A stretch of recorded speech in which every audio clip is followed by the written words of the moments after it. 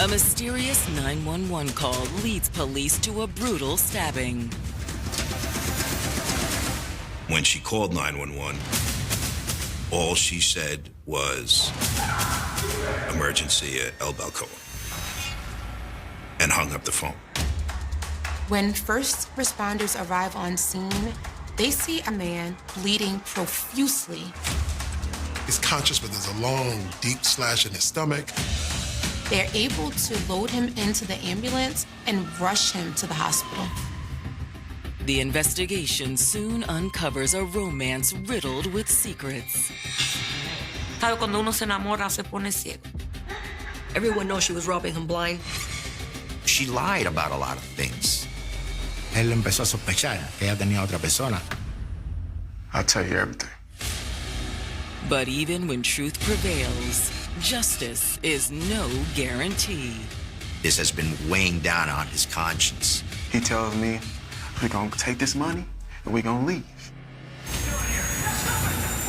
Detectives find out that he has actually fled overseas. There was no extradition possible. Was there justice? Absolutely not. March 3rd, 2008. It's early Monday morning in West New York, New Jersey. A nightlife hub just across the river from Manhattan, where local restaurant staffs are still cleaning up. West New York has always had a good nightlife, good spots to eat, drink, and dance.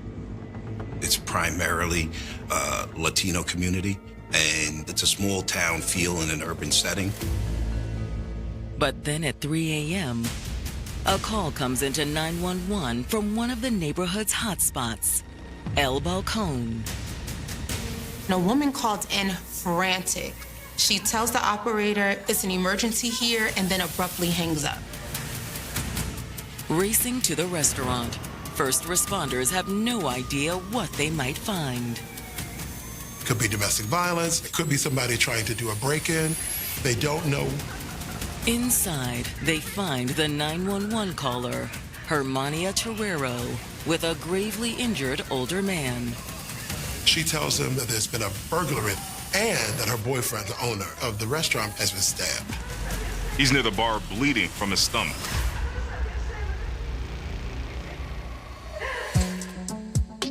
When Araceli Lopez entered a room, everyone noticed. You could tell that he was coming a mile away because he wore a lot of jewelry. He looked like Mr. T. Masculine looking, and all the chains, a bunch of bracelets, rings on every finger. In 1965, he immigrated with his wife from Cuba to New Jersey to pursue the American dream. They ended up having 2 daughters and a son. He wanted to make sure that his children had a better life. To get ahead, Araceli worked relentlessly. Just as a go-getter, he ended up working at a tire place.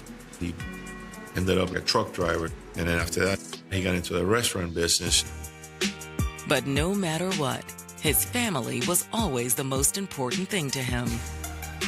Even after a divorce, he remained devoted to them. He was a great father.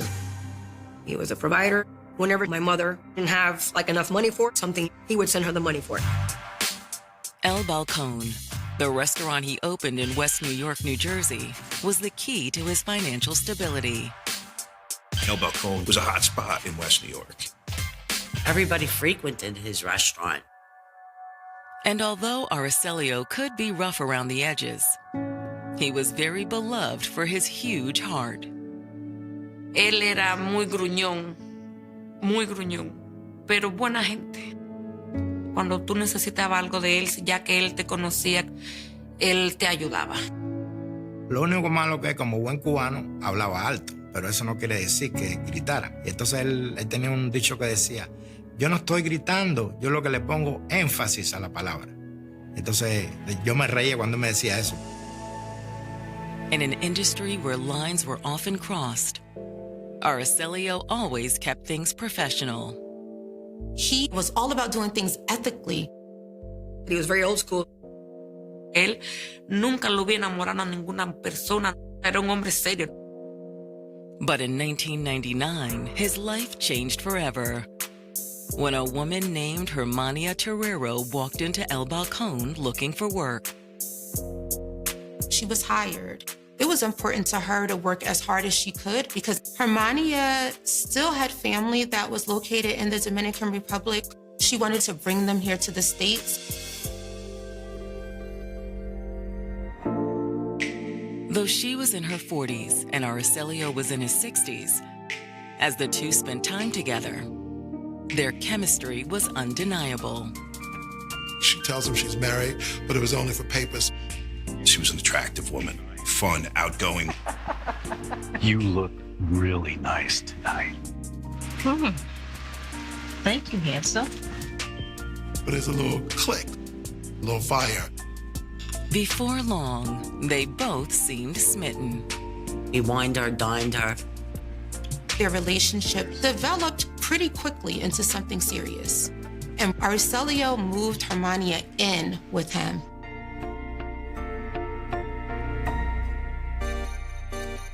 He also gave her more responsibility at work. She went from just employee to actually managing the entire upstairs portion of the restaurant. And to Araceli, her family was his family. He brought Hermania's daughters from the DR here to the U.S. He also set them up in an apartment within the building that he resided in with her mother. He also helped out her extended family, still in the DR. He invested in a restaurant in the Dominican Republic that her family ran. Already united as one, Hermania and Araceli were taking steps to make things official. Hermania ended up divorcing the man that she was married to just for convenience and to show that their relationship was locked in. He actually amended his will. In the will, he left the restaurant to Hermania. They were future focused in really developing and building a permanent life together. Only now, their bright future seems in jeopardy. There was a 911 call that came from the restaurant. When first responders arrive on scene, they see Araceli and he is bleeding profusely. Araceli's conscious, but there's a long, deep slash in his stomach. But as paramedics rush him to the ambulance, Araceli manages to give key information about the assailants. Araceli says the restaurant was robbed by two men and that he'd actually seen them around the neighborhood before.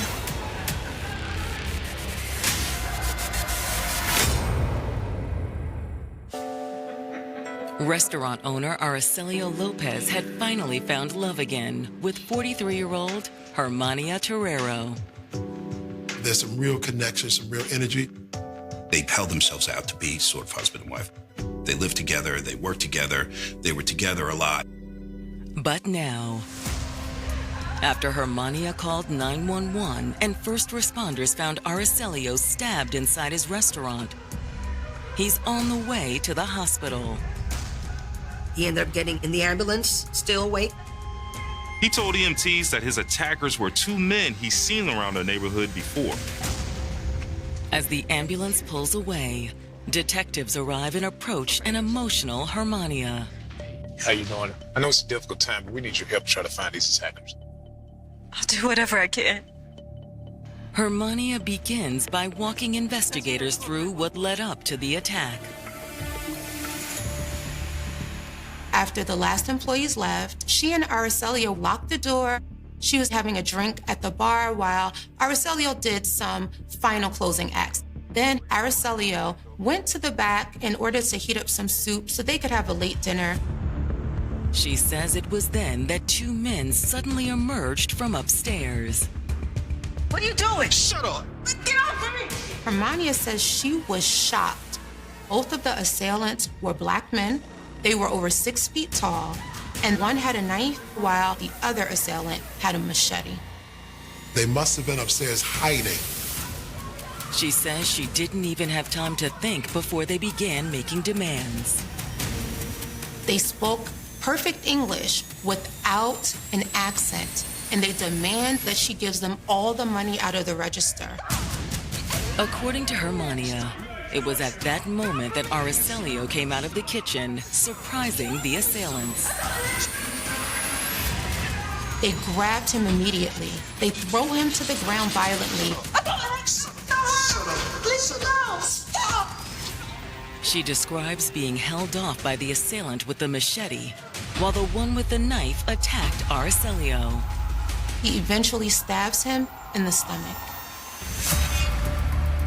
Then, she says the assailants fled, taking the stolen items with them. They take all the jewelry that Araceli was wearing, including a Rolex watch and a bag of money. As soon as the doors shut, Hermania says she rushed to Aracelio's side. She was able to help him get into the chair. That's when I called 911. Have you seen these assailants before? In a neighborhood or even in the restaurant? No, officer. As for who would want to hurt Araceli, Hermania isn't sure. You know, if people got too drunk or too rowdy, it was the nature of the business to ask them to leave. And Araceli owed a couple people money, but outside of that, she couldn't really name anyone that would want to hurt Araceli. People really like him. Although, after more reflection, she does think of someone detectives should talk to. El Balcón employee, Hector Vasquez. Hector had worked at the restaurant, but Hector had gotten into many fights. He would be rowdy, he would be loud, and he even got into a fight with a police officer. So Araceli had to fire him. But recently, Hermania says Araceli made the decision to give him a second chance. I didn't think it was a good idea, but he insisted. Araceli assured her that it was just for one day to see how things went. She tells them that Hector worked a shift on Saturday without incident and returned on Sunday to get paid. Araceli paid him, and Hector relaxed at the bar, having a beer or two. How long before closing did he leave? A while. Naturally, detectives will need to follow up with Hector as a person of interest. But first, they look through the restaurant for evidence. They noticed that there is no forced entry. So it seems like what Hermania was telling them was true, that these intruders were actually inside the restaurant already and hiding while they closed up. Noticing surveillance cameras, detectives hope they might provide clues. But the security cameras were not recording. Hermania tells investigators that she and Araceli just hadn't bothered with them for a while. After wrapping up at the crime scene, investigators head to the hospital, hoping to interview Araceli. They had gotten a report from EMTs that he had given them a brief rundown of assailants. So they wanted to hear directly from him what their description was and to try to piece together what happened from his perspective. But when they arrive, Araceli is in no state to talk. He came out of surgery okay, but on the way into recovery, his heart stopped. The doctors were able to restart his heart, but because of all the trauma to his body, they had to put him on a ventilator. Mr. Lopez was in a coma.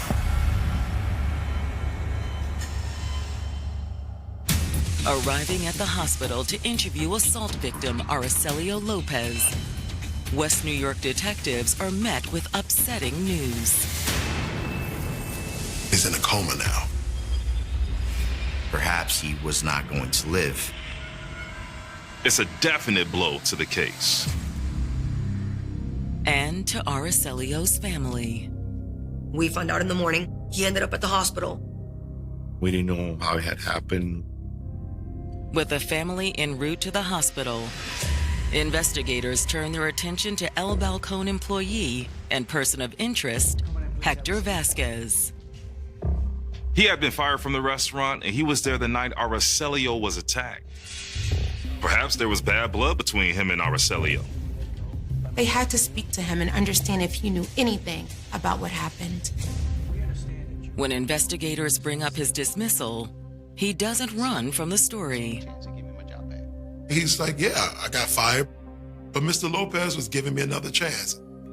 And if things went well, he would be able to have a conversation about hopefully getting his job back. It was going in a positive direction. Hector had no reason to have any conflict with him. But Hector claims he did witness something the night of the attack that detectives should know. While he was at the restaurant, the two guys come into the space and there is some conflict almost immediately with Mr. Lopez. About what? I'm not sure. I just heard Mr. Lopez say that they had to go. At first, they ignored him. And then, he was insistent, you cannot be here. Hector says at that point the men got up to leave. But what one of them did as he walked out the door surprised him. He turned and blew a kiss right at Araceli.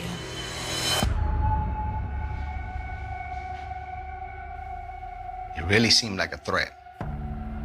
Anybody that knows some old mafioso knows about the kiss of death. Detectives need to know if the men Hector saw that evening matched the description of the assailants that Hermania gave them.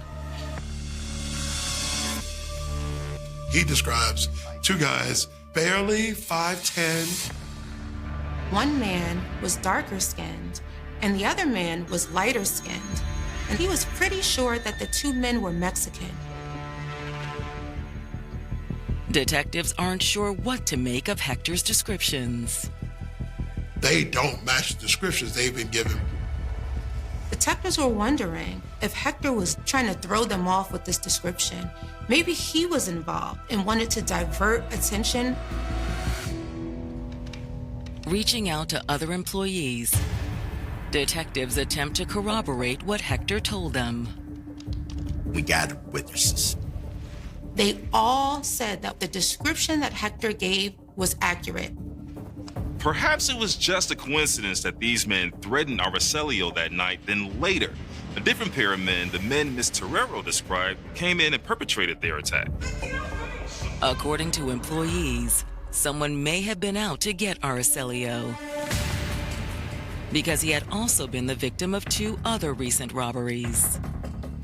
The year before this happened, someone robbed him at the restaurant. And about a month before, somebody had broken into his apartment, which was very near the restaurant. When investigators pulled the police reports on these crimes, both suggest they were inside jobs.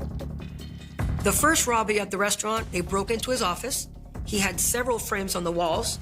Only one frame was removed, and that's where the safe was. Who would know that? The robbery at Araceli's apartment looked like more of the same. They took like $30K in jewelry. There was no sign of forced entry. So obviously a key was used. And nothing in the whole apartment was turned over. They went straight to where it was, so somebody knew where it was. Police are starting to suspect that these crimes were no coincidence. Maybe what happened at the restaurant is connected to the robbery at the residence. When investigators finally get the chance to sit down with Araceli's daughter, Belkis Orozco Lopez, she doesn't know who committed the robberies, but she does know why her father owed people money. For some reason, the landlord of the restaurant did not collect rent on a regular basis. He would collect it every few months, sometimes several months at a time. So Araceli kept large sums of cash in this safe. When the safe was actually robbed, all the money was taken out. At that point, he calls me and he tells me he was going to pawn all of the jewelry. He'd even had it all appraised. The jewelry was worth $30,000. He ended up bringing the jewelry back to his apartment. But shortly after, his apartment was robbed and all the jewelry was stolen. After that, Araceli had no choice but to borrow money to keep up with his rent. But that's not the only surprising information Araceli's daughter gives investigators. His daughter tells detectives that Araceli and Hermania were not together. They recently broke up.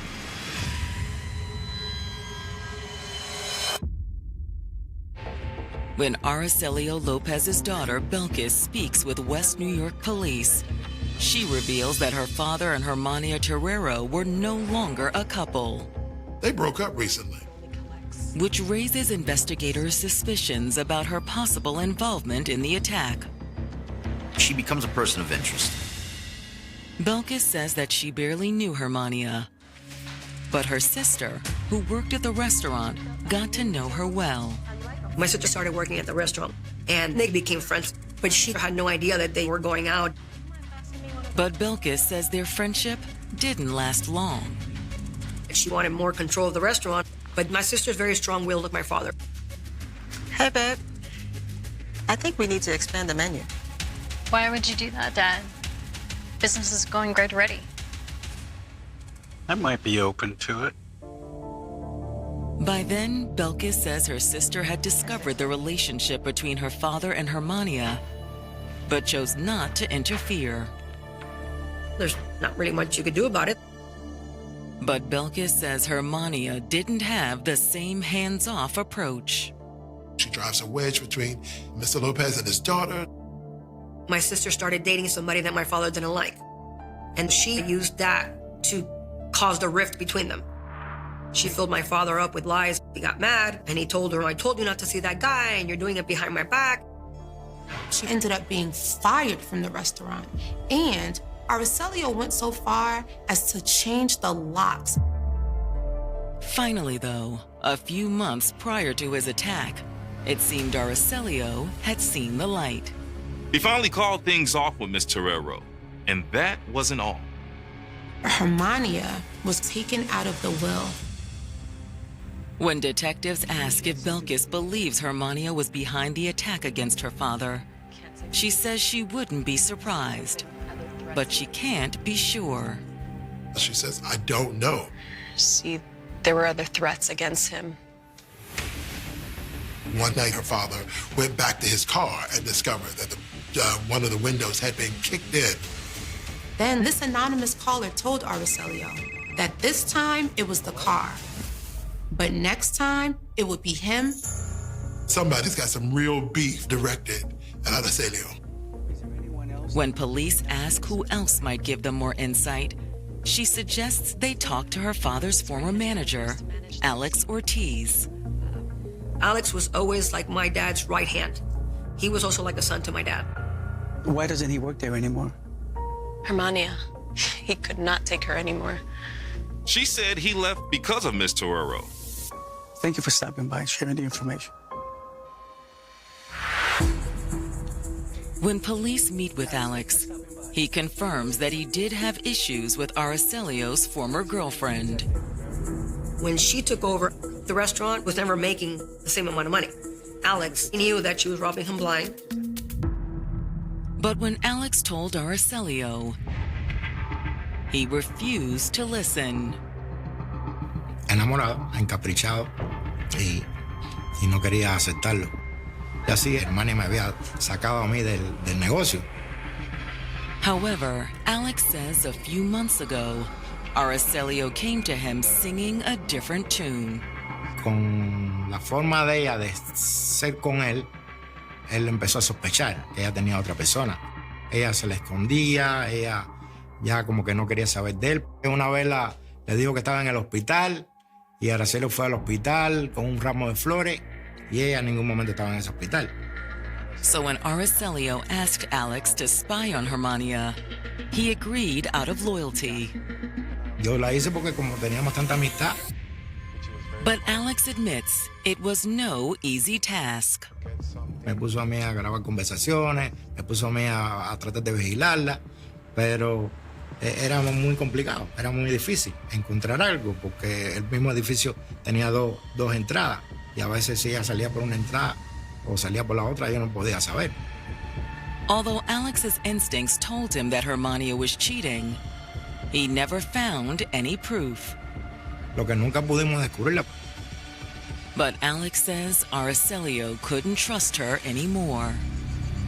And that was why he had broken up with her. So was Hermania cheating? To find out more, investigators approached the building management. Do you know Mr. Lopez? I do. He was a very good tenant. He was very pleasant. He would come in every couple of weeks and bring the office staff trays of food for lunch. He was kind and really good-hearted like that. Did you know his girlfriend? I did. He brought her to the office. He introduced me to her. She was nice to me. I also helped him get an apartment for her daughters here in the building. They were very, very young, late teens, early 20s. And he wanted the daughters to stay close to their mother, so I gave him another apartment. When investigators ask if Hermania might have been cheating on Araceli, she says it was possible. From what I witnessed, he was very nice to her, but it just didn't feel right to me. She was so much younger than he was, and I just felt like he was a sugar daddy for her. And though she hadn't seen it herself, some people on her staff had witnessed her leaving the building several times with the same mystery person. They did observe her get into a white luxury car. But the building manager also tells police that she suspected Hermania of something far worse. Did you gentlemen happen to hear about the recent robbery in Mr. Lopez's apartment? Actually, we did. I had my suspicions that somehow, some way, she could have possibly been involved.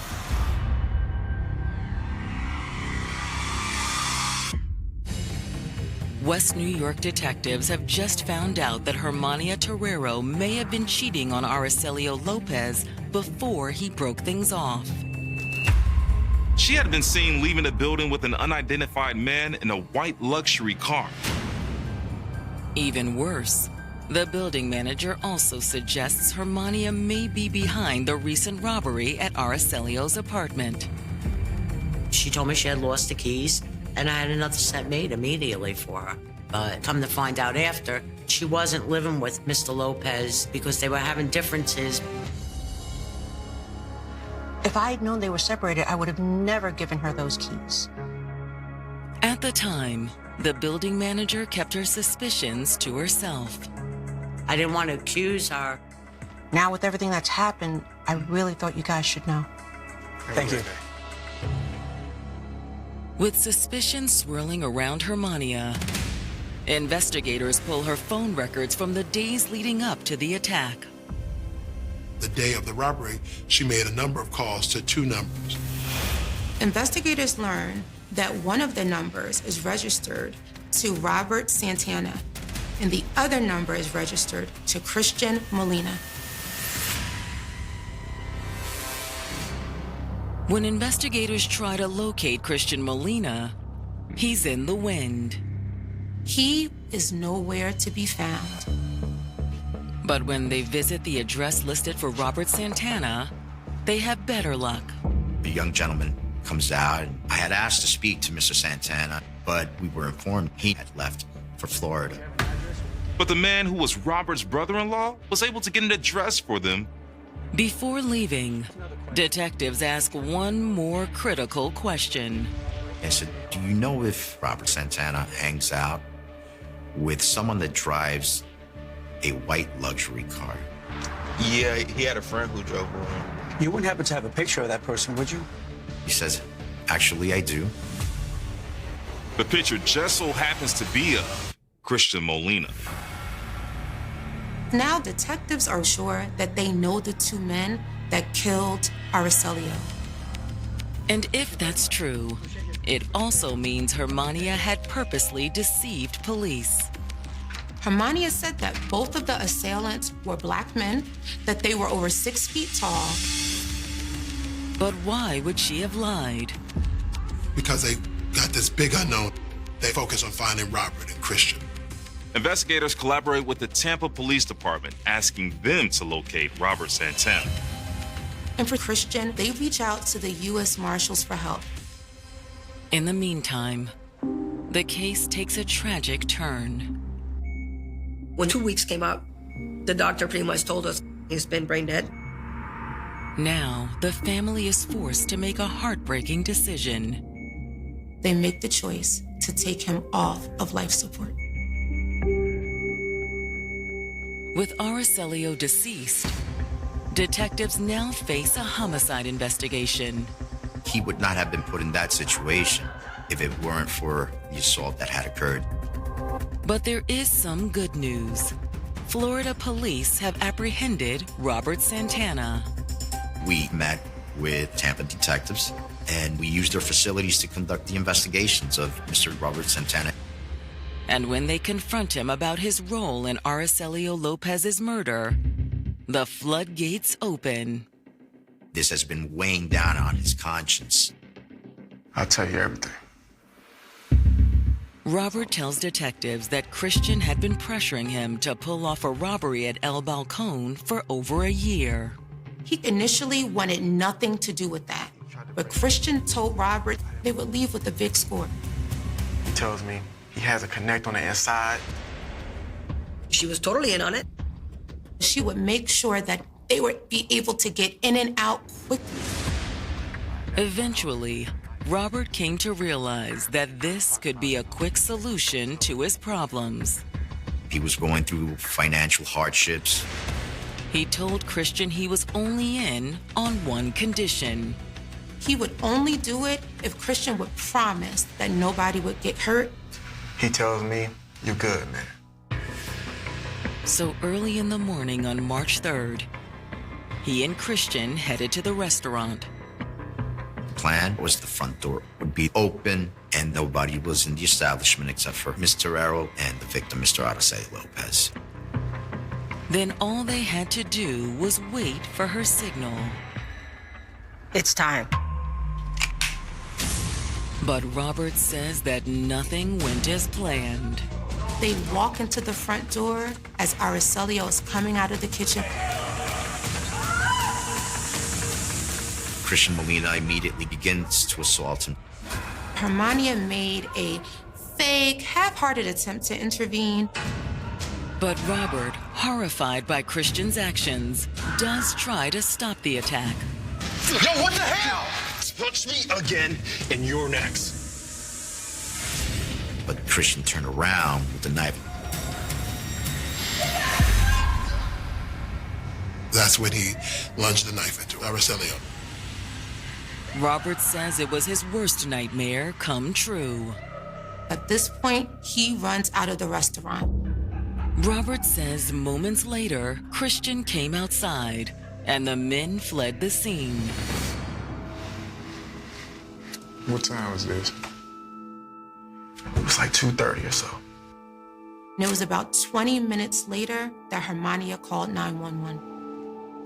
Robert's statement gives investigators more than enough probable cause to arrest Hermania Terrero in the death of Araceli Lopez.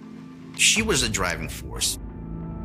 Her arrest comes as a shock to those who knew them. En mi cabeza no cabe de que ella haya querido que lo mataran con lo bueno que él había sido con ella durante todos esos años que ellos estuvieron. Eventually, federal marshals locate Christian Molina, but he remains out of reach. Christian got out of the country, ultimately to Venezuela. But Venezuela doesn't do extradition. Prosecutors will need to get creative if they want to win this case.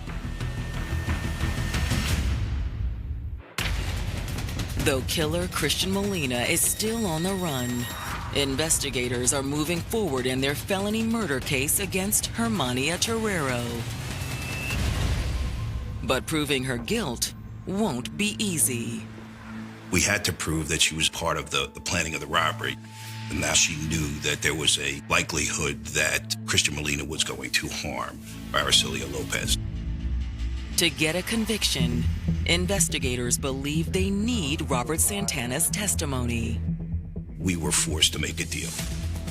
The prosecution decides to reduce his charges from murder to robbery, and Robert Santana agrees to testify.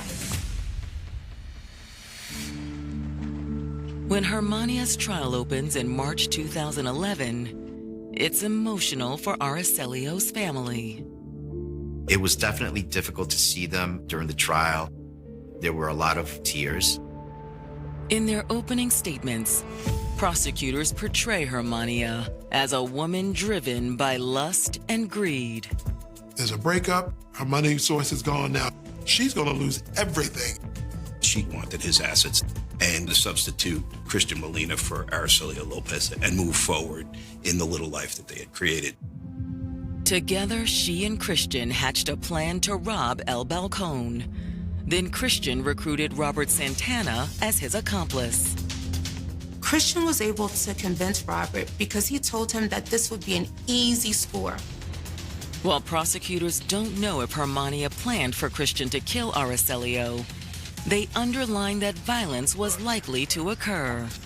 After all, both assailants came in with weapons. Even if she didn't want to kill him, she still put it together to rob him, and that's how he ended up getting stabbed and dying from it. To prove their case, prosecutors call their star witness, Robert Santana. He was probably on the stand for 2 days. He testified about Ms. Torero's plan. She's the one that put everything together. She made sure that she and Aracelio were alone in the restaurant. Then she called to tell them when to enter the restaurant, which was backed up by phone records. And Robert Santana's background made him more believable. He did not have an extensive criminal record. He was a hardworking family man, loved his wife, came up from Florida, became friends with the wrong people, specifically Christian Molina, and eventually gave into the idea that he was just going to commit a robbery, that he just needed the money, and that it was just going to be a robbery.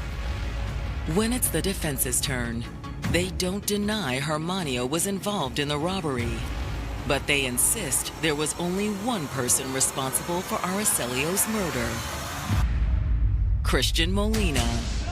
She said she didn't know Christian was going to stab Mr. Lopez, and she was shocked and appalled and called him evil, that he was motivated by jealousy, suggesting that being in his restaurant, seeing that he owned this building, triggered something in Christian that made him snap. And Hermania's attorneys portray Robert Santana as an opportunist. They say the only reason Robert is trying to implicate her is so that he isn't implicated in murder. But who will the jury believe? I was worried about the jury the entire time. They wouldn't even look at me. You never know for certain whether you have a jury or not. But on April 7th, 2011, when the verdict returns, the prosecution triumphs. She's found guilty of felony murder. Felony murder carries the same penalties as murder. So yeah, she received 30 years. For Aracelio's family, it's a bittersweet moment. They're thrilled that she was going to have to pay the price for what she had done, but it didn't bring their father back. On July 1st, 2011, Robert Santana faces sentencing. Robert Santana gets 10 years for the robbery. To this day, Christian Molina has never been caught. The guy that actually did it, which is the one that I would love to beat up myself, he got away. Falta la otra persona. Hasta que él no esté preso, yo no creo que hagan la justicia completa. Aracelio's family constantly struggles to make sense of Hermania's heinous crime. You had no reason to take his life. You had no reason to do what you did to him. But even though Aracelio is gone, he'll never be forgotten. He would be 84 now. We missed a lot that he wasn't able to be a part of. I'm really grateful to him and for everything he did for us as a family, and enjoyed it every time that we used to get together. I still miss him. At the time of this production, Christian Molina remains at large.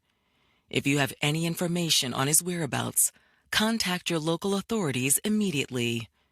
You can also leave an anonymous tip with Hudson County at 201-915-1345 or by visiting hcpo.opsnetwork.org/tips. The Big Island of Hawaii is a landscape defined by profound contradictions and stark, unforgiving natural beauty. It is a place where jagged, jet-black volcanic rock meets the endless, deep blue expanse of the Pacific Ocean. In the early 1970s, specifically the region of South Kona, this island offered something incredibly alluring to a generation of young Americans looking to escape the rigid expectations of the mainland. It was a frontier of sorts, a tropical edge of the world where the climate was perpetually forgiving, the ocean was always within reach, and the pace of life slowed to the rhythmic crashing of the waves against the shoreline. South Kona was lush, remote, and intoxicatingly quiet.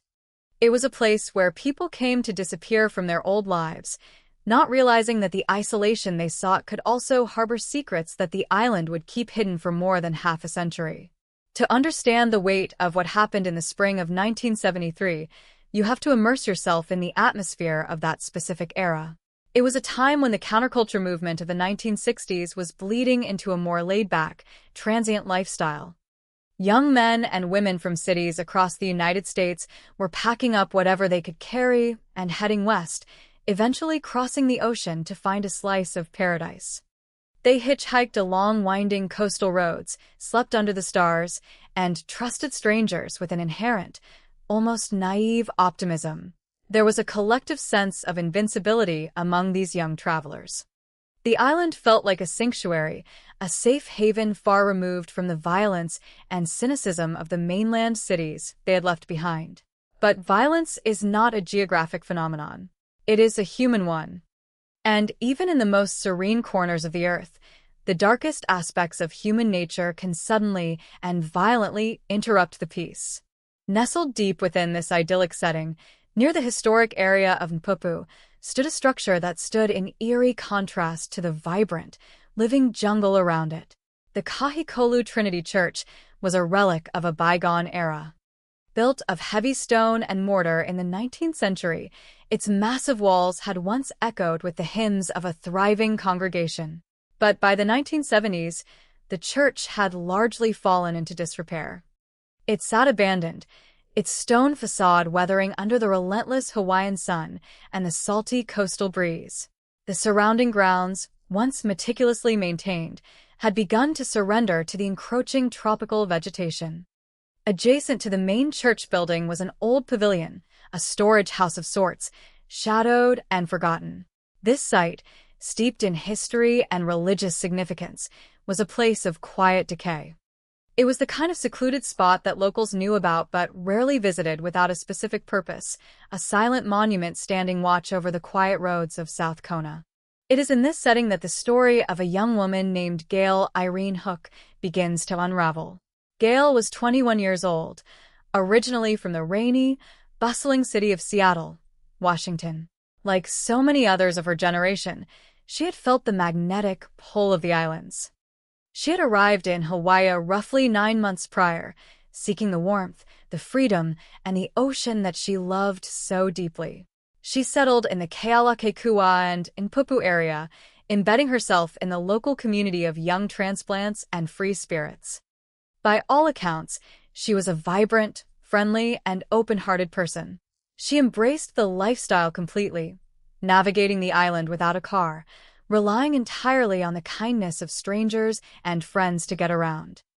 Hitchhiking was not just a mode of transportation for Gail, it was a way of life, a testament to her trusting nature and the communal spirit of the era.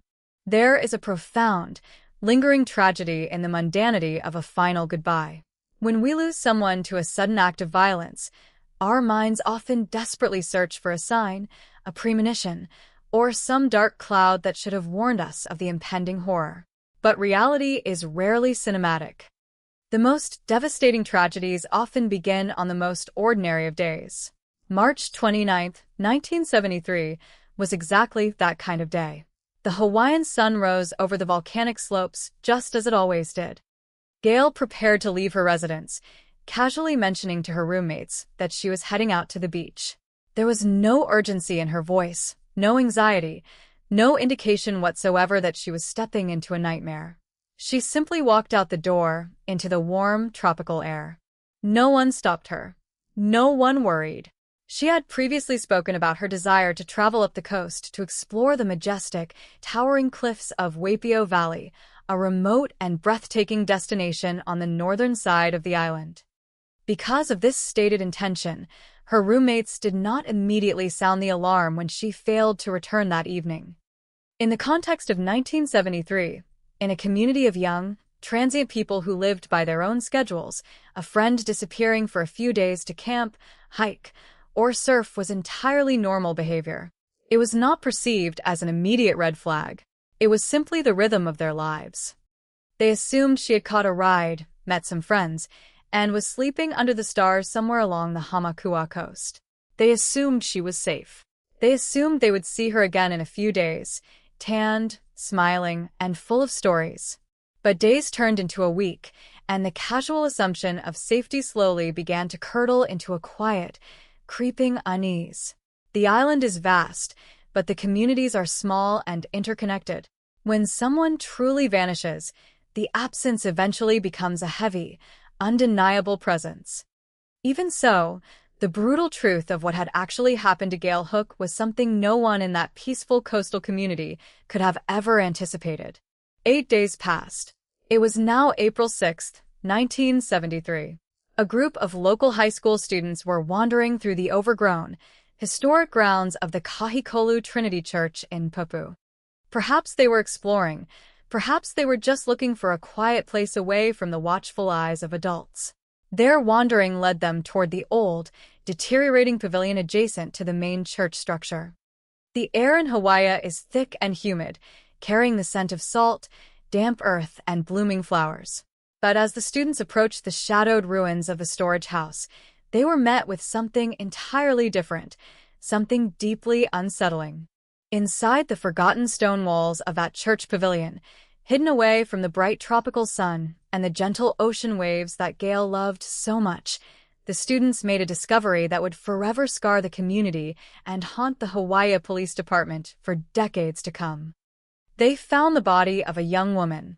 The heat and humidity of the South Kona climate had been merciless. After 8 days in the unyielding tropical environment, the remains were in a state of advanced decomposition, rendering the young woman nearly unrecognizable. The shock and horror experienced by those teenagers in that moment is difficult to fully articulate. They had stumbled upon a scene of absolute devastation in a place that was meant to be sacred, a place of peace and sanctuary. Law enforcement was immediately summoned, shattering the quiet afternoon with the wail of sirens echoing off the ancient stone walls. The scene that investigators walked into was a forensic nightmare. The advanced state of the body meant that critical, fragile evidence, the kind that modern investigators rely on to build a timeline and identify suspects, was already slipping away, dissolving into the warm Hawaiian air. But amidst the decay, the medical examiner was able to determine a single, undeniable, and horrifying fact about the end of this young woman's life. She had not died of natural causes. She had not succumbed to exposure or an accidental fall.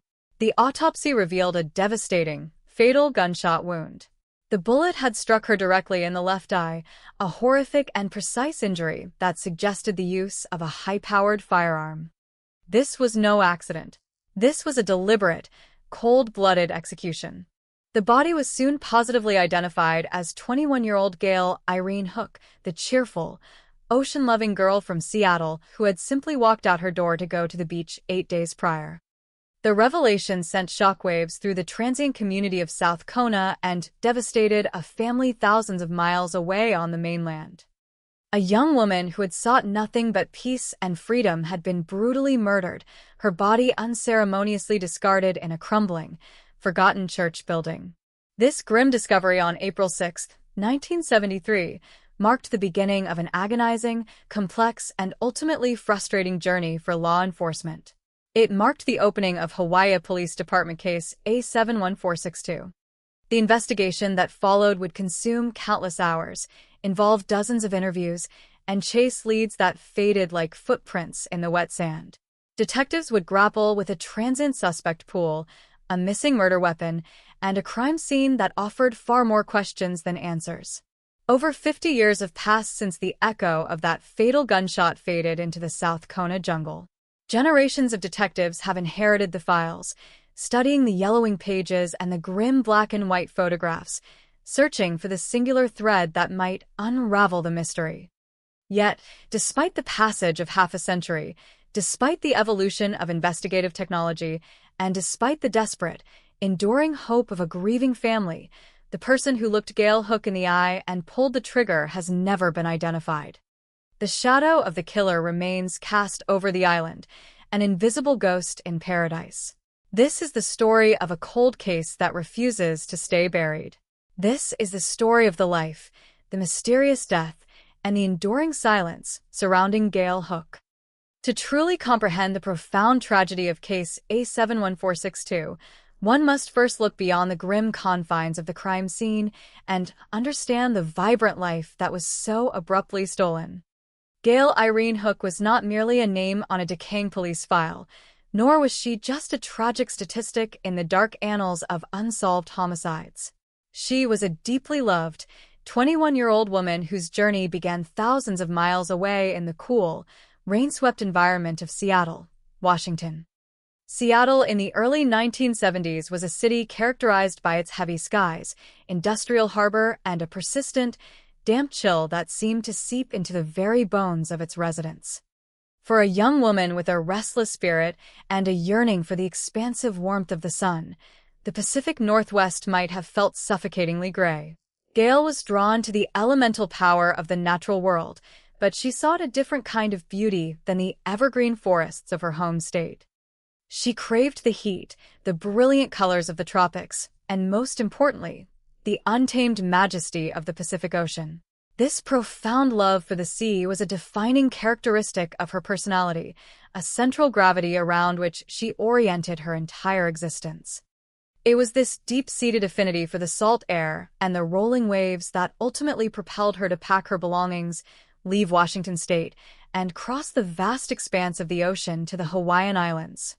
Roughly 9 months before her life was violently extinguished, Gail arrived on the Big Island of Hawaii, stepping into a world that was the absolute antithesis of her hometown. She chose to settle in the western region of the island, gravitating toward the communities of Kealakekua and Npupu in South Kona. According to the official records maintained by the Hawaii Police Department, Gail was widely described by those who knew her as an incredibly cheerful, open, and friendly individual. She possessed a radiant, trusting energy that naturally drew people toward her. In a community populated by fellow travelers and transplants, she easily forged connections and built a wide circle of friends. She was the kind of person who saw the good in the world, someone who embraced life with open arms and an unguarded heart. Her daily existence was largely dictated by the rhythms of the ocean. The beach was not just a recreational destination for Gail. It was her sanctuary, her living room, the place where she felt most aligned with the natural world. She spent her days soaking in the equatorial sun, swimming in the clear waters, and immersing herself in the communal ethos that defined the era. Her youth and optimistic disposition made her uniquely suited for the bohemian lifestyle she adopted. However, this very openness, this fundamental belief in the inherent goodness of strangers, would eventually intersect with a terrible, unseen darkness that she could never have anticipated. A critical element of Gail's life in South Kona, and a detail that would later become a monumental obstacle for the detectives assigned to investigate her murder, was her primary mode of transportation. Gail did not own an automobile.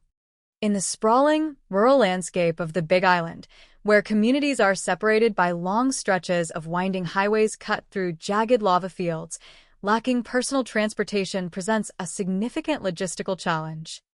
To navigate her new island home, to commute from her residence in Kealakekua down to the pristine shores of Npupu, Gail relied entirely and consistently on hitchhiking. Today, the act of standing on the side of a highway with an outstretched thumb carries a heavy stigma fraught with deeply ingrained anxieties about personal safety, violence, and stranger danger. But in 1973, hitchhiking was a culturally normalized, widely accepted practice, particularly among the youth counterculture that had blossomed across the United States. It was viewed as an expression of freedom, a communal sharing of resources, and a practical way to meet interesting people while traveling on a limited budget. For an outgoing, friendly 21-year-old woman like Gail, accepting a ride from a passing motorist was a daily routine, an unremarkable necessity of island life that she undertook without a second thought. Yet, from an investigative standpoint, this reliance on hitchhiking cast a wide and terrifying net over the circumstances of her sudden disappearance. Every single time Gail stepped into a stranger's vehicle, she placed herself in a deeply vulnerable position, essentially entering an enclosed, mobile environment controlled entirely by someone she likely did not know. Because she hitched rides so frequently, she crossed paths with an unquantifiable number of individuals on a daily basis. Some were undoubtedly kind-hearted locals or fellow tourists simply offering a favor to a young woman standing in the heat. Others could have been transient laborers, mainland drifters fleeing their own pasts, or individuals harboring severe psychological disturbances and malicious intentions. This transportation habit meant that when she vanished, the police were immediately confronted with a suspect pool that was virtually limitless and entirely untraceable through conventional means. There was no bus ticket to track, no taxi dispatch record to pull, and no vehicle registration to trace back to a specific individual. The last person to see her alive, the person who offered her that final, fatal ride toward the coastline, could have been anyone driving along the South Kona Highway on that Thursday afternoon. This single lifestyle detail transformed a missing persons case into an impossible puzzle, giving her eventual killer a perfect, anonymous avenue of approach. To further grasp the complexities surrounding Gail's life and death, it is strictly essential to examine the specific cultural ecosystem of South Kona in the early 1970s. This was not the manicured, resort-heavy version of Hawaii that dominates modern tourist brochures and commercial advertisements. South Kona was wild, rugged, and fiercely independent. It had become a powerful magnet for a specific demographic of mainland Americans, young, disillusioned youth seeking an alternative to the rigid, conventional structures of post-war society. The area was dotted with communal living arrangements, off-the-grid cabins hidden deep within the lush tropical foliage, and informal settlements where people lived close to the land and the ocean. The atmosphere was incredibly permissive, characterized by a rejection of traditional materialism and an embrace of spiritual exploration, environmentalism, and radical personal liberty. People flowed in and out of the region constantly, creating a highly transient population that fluctuated with the seasons and the waves. Names were often forgotten or replaced by casual nicknames, backgrounds were rarely questioned, and people lived entirely in the present moment. While this environment fostered a deep sense of community among its inhabitants, it also created a heavy veil of anonymity. It was a place where a person's sudden departure might not raise immediate alarms because transience was the very nature of the community. In this ever-shifting human tide, a dangerous predator could camouflage themselves among the gentle, peace-loving souls who came to the island looking for enlightenment. However, the idyllic, peaceful facade of South Kona's counterculture concealed a more complex and sometimes highly dangerous underbelly that law enforcement had to cautiously navigate. Alongside the spiritual seekers and nature lovers, the isolated terrain and fertile volcanic soil of the region had given rise to a booming, illicit agricultural industry. The area was rapidly becoming famous for the cultivation of high-grade marijuana, a potent strain often referred to in local lore, whispered conversations, and newspaper headlines as Kona Gold. This underground economy brought with it a fundamentally different element of society. Individuals driven by significant profit, brutal territorial disputes, and the inherent, violent paranoia that inevitably accompanies illegal, high-stakes enterprises. Large sums of untraceable cash were flowing through the quiet rural communities, inevitably attracting criminal opportunists and creating a shadow economy that operated in direct, invisible parallel to the peaceful, bohemian lifestyle that drew young people like Gail to the island. When a young woman turns up violently murdered in such a complex, heavily scrutinized environment, it is completely natural for rumors to swirl, for whispers of drug deals gone wrong, fatal deaths, or cartel violence to weave their way into the public narrative of the crime. The stark juxtaposition of the peaceful hippies and the ruthless, profit-driven drug growers created a tense, unpredictable backdrop to the era, casting a long shadow of suspicion over the entire regional population. Yet, when examining the tragic, final fate of Gail Hook, it is of paramount importance to strictly separate the sensationalized backdrop of the region from the verified realities of her own existence. Decades after the murder, seasoned investigators who meticulously reviewed the massive, aging case files, including lead detective Sean Tingle, were absolutely unequivocal in their assessment of her character and her activities. They scrutinized her daily life, her financial records, her romantic associations, and her daily habits, desperately searching for any hidden darkness or dangerous connection that might rationally explain her brutal end. Their conclusion was profound and definitive.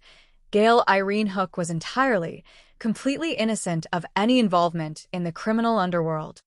There was absolutely zero public evidence, no secret ledger, no whispered testimony, to suggest that she was in any way connected to the shadowy, dangerous world of the illicit drug trade that permeated the hills above her home. She was not a courier, she was not a low-level dealer, and she was not entangled in the violent, territorial conflicts of the agricultural black market.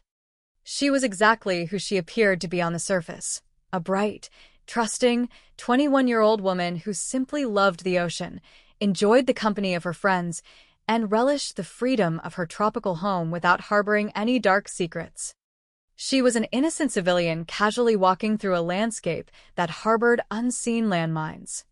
The most heartbreaking reality of case A71462 is that Gail was a genuinely good person whose open-hearted embrace of the world made her incredibly vulnerable to someone who possessed a capacity for absolute, unprovoked malice. Her absolute innocence is the most haunting, lingering aspect of her story, transforming her murder from a predictable consequence of a dangerous lifestyle into a chilling, utterly senseless act of extreme violence against a young woman who was merely looking for a ride to the beach on a sunny Thursday afternoon. Thursday, March 29, 1973, began with the same brilliant, unrelenting sunshine that typically bathes the western coast of the Big Island. The air in Kealakekua was already warming by mid-morning, carrying the familiar sense of blooming plumeria and the distant, salty brine of the Pacific Ocean. For Gail Hook, it was just another day in paradise, a continuation of the free-spirited existence she had cultivated since arriving from Seattle 9 months earlier. She moved about her residence with her usual cheerful energy, perhaps gathering a few meager belongings for a day out in the sun.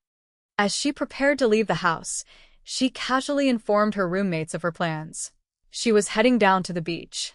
It was a completely mundane statement, a routine declaration that barely registered as significant to anyone who heard it. She did not pack heavy bags, nor did she exhibit any signs of distress, anxiety, or hesitation.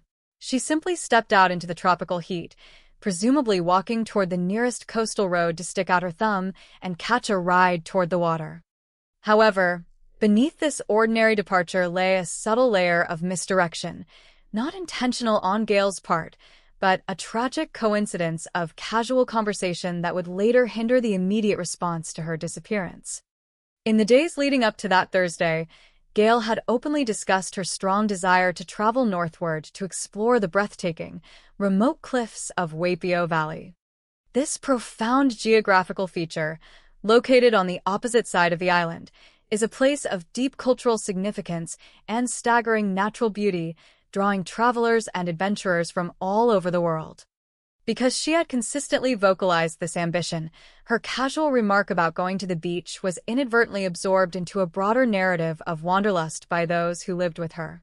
They watched her walk away, completely unaware that she was taking her final steps, stepping into a void from which she would never return. The morning transitioned into the heavy heat of the afternoon. The sun arced across the Hawaiian sky and eventually dipped below the ocean horizon, and Gail Hook did not come home. The night swallowed the coastline, replacing the brilliant blue waters with an impenetrable, inky darkness, while her absence remained completely unrecorded and unnoticed by the authorities. In contemporary society, a young woman failing to return home after a solo trip to the beach would almost immediately trigger a frantic, localized panic. Cell phones would ring unanswered, text messages would pile up unread, and within a matter of hours, family members and friends would be contacting law enforcement to initiate a desperate search. We live in an era defined by constant connectivity, where silence is instantly interpreted as a harbinger of danger. But the societal landscape of 1973 was fundamentally different, operating on a frequency of trust and attachment that is almost entirely foreign to the modern mind. When night fell on March 29th and Gail's bed remained empty, her roommates did not immediately rush to the authorities. Their lack of immediate action was not born out of negligence or a lack of care, but rather a direct reflection of the prevailing cultural norms of the time and the specific environment of South Kona. In that community, young people frequently drifted. They caught rides on a whim, met new acquaintances on the sand, and spontaneously decided to camp under the stars or crash on a stranger's couch for a few days. Furthermore, the lingering memory of Gail's expressed desire to visit Waipio Valley provided a perfectly logical, comforting explanation for her absence. Her friends simply assumed she had managed to secure a long-distance ride up the Hamakua coast and was currently exploring the lush, towering valleys of the north. They imagined her sitting around a campfire, sharing stories with fellow travelers, completely safe and oblivious to any concern. It is a heartbreaking reality of this case that the very freedom Gail cherished was the exact mechanism that masked her abduction. For several crucial days, the world continued to turn, the waves continued to crash against the volcanic rocks of Npopu, and nobody knew that a horrific crime had already been committed. It was only as the days stretched on, as the weekend passed and a new week began without any word from her, that the initial assumption of a spontaneous camping trip began to disintegrate into a profound, suffocating dread.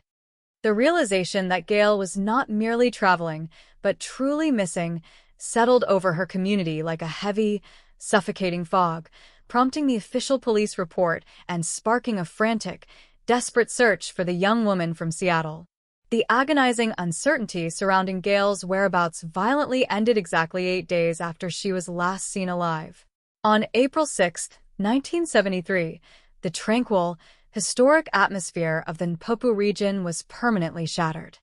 A group of local high school students, likely enjoying the freedom of a Friday afternoon, were spending their time wandering around the expansive, overgrown grounds of the Kahikolu Trinity Church. This monumental stone structure, with its rich 19th-century history, sat quietly amidst the encroaching jungle, its adjacent outbuildings slowly succumbing to the ravages of time and the relentless tropical climate. Among these outbuildings was an old pavilion, a detached storage house that offered shadows and seclusion from the bright Hawaiian sun. It is a common misconception, often repeated in abbreviated online retellings of this tragedy, that Gail's body was discovered washed up on the pristine sands of the beach she loved so much. The reality of the crime scene was far more sinister and deliberately concealed. The students, exploring the ruins, ventured into the dim interior of that abandoned church pavilion. What they encountered inside the decaying structure was a scene of absolute, mind-numbing horror. Hidden away from public view, discarded within the crumbling walls of the religious site, lay the remains of a human being. The oppressive heat and humidity of South Kona are merciless to the deceased. Over the course of 8 days in a poorly ventilated, warm environment, the natural processes of decomposition had accelerated rapidly. The body the students found was in a severe state of decay, rendering the physical features unrecognizable and transforming a vibrant young woman into a gruesome testament to human cruelty. The immediate trauma inflicted upon those teenagers is an invisible scar in this narrative, a sudden, brutal collision between the innocence of youth and the darkest depths of violent crime. The authorities were immediately notified, and the quiet, secluded church grounds were rapidly swarmed by uniformed officers, detectives, and forensic personnel. The transition from a missing persons investigation to a grim recovery operation was instantaneous, changing the trajectory of the Hawaii Police Department's efforts and confirming the community's worst, most terrifying fears. The sacred ground of the church, a place historically dedicated to peace, had been utterly desecrated by a murderer. As investigators secured the perimeter around the Kahikolu Trinity Church Pavilion, the monumental task of identifying the victim and determining the exact manner of death fell to the medical examiner. The advanced state of decomposition presented an immediate, formidable challenge. Crucial physical evidence, the microscopic clues that often silently witness a crime, had been irrevocably compromised or entirely destroyed by the elements. Bruising, defensive wounds, and trace evidence like foreign hairs or skin cells were swallowed by the decay, leaving detectives blind to the physical struggle that may have preceded the victim's death. However, despite the severe degradation of the remains, the autopsy yielded one stark, undeniable piece of physical trauma that cut through the ambiguity of the situation. The medical examiner discovered a catastrophic, fatal injury that definitively ruled out any possibility of natural death, accidental overdose, or a tragic hiking mishap. The young woman had been shot. Specifically, she had suffered a devastating gunshot wound directly to her left eye.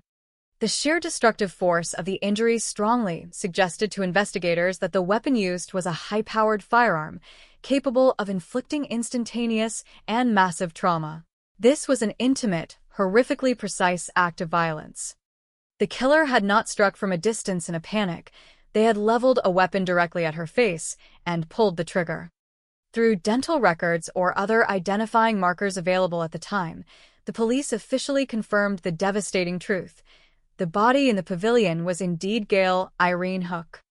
The cheerful 21-year-old who had left her home with nothing but a desire to see the ocean had been ruthlessly executed and left to rot in an abandoned religious building. The establishment of this cause of death instantly elevated the case to the highest priority, transforming the narrative from a sad story of a lost traveler into a desperate, high-stakes hunt for a cold-blooded murderer operating within the shadows of the South Kona coastline.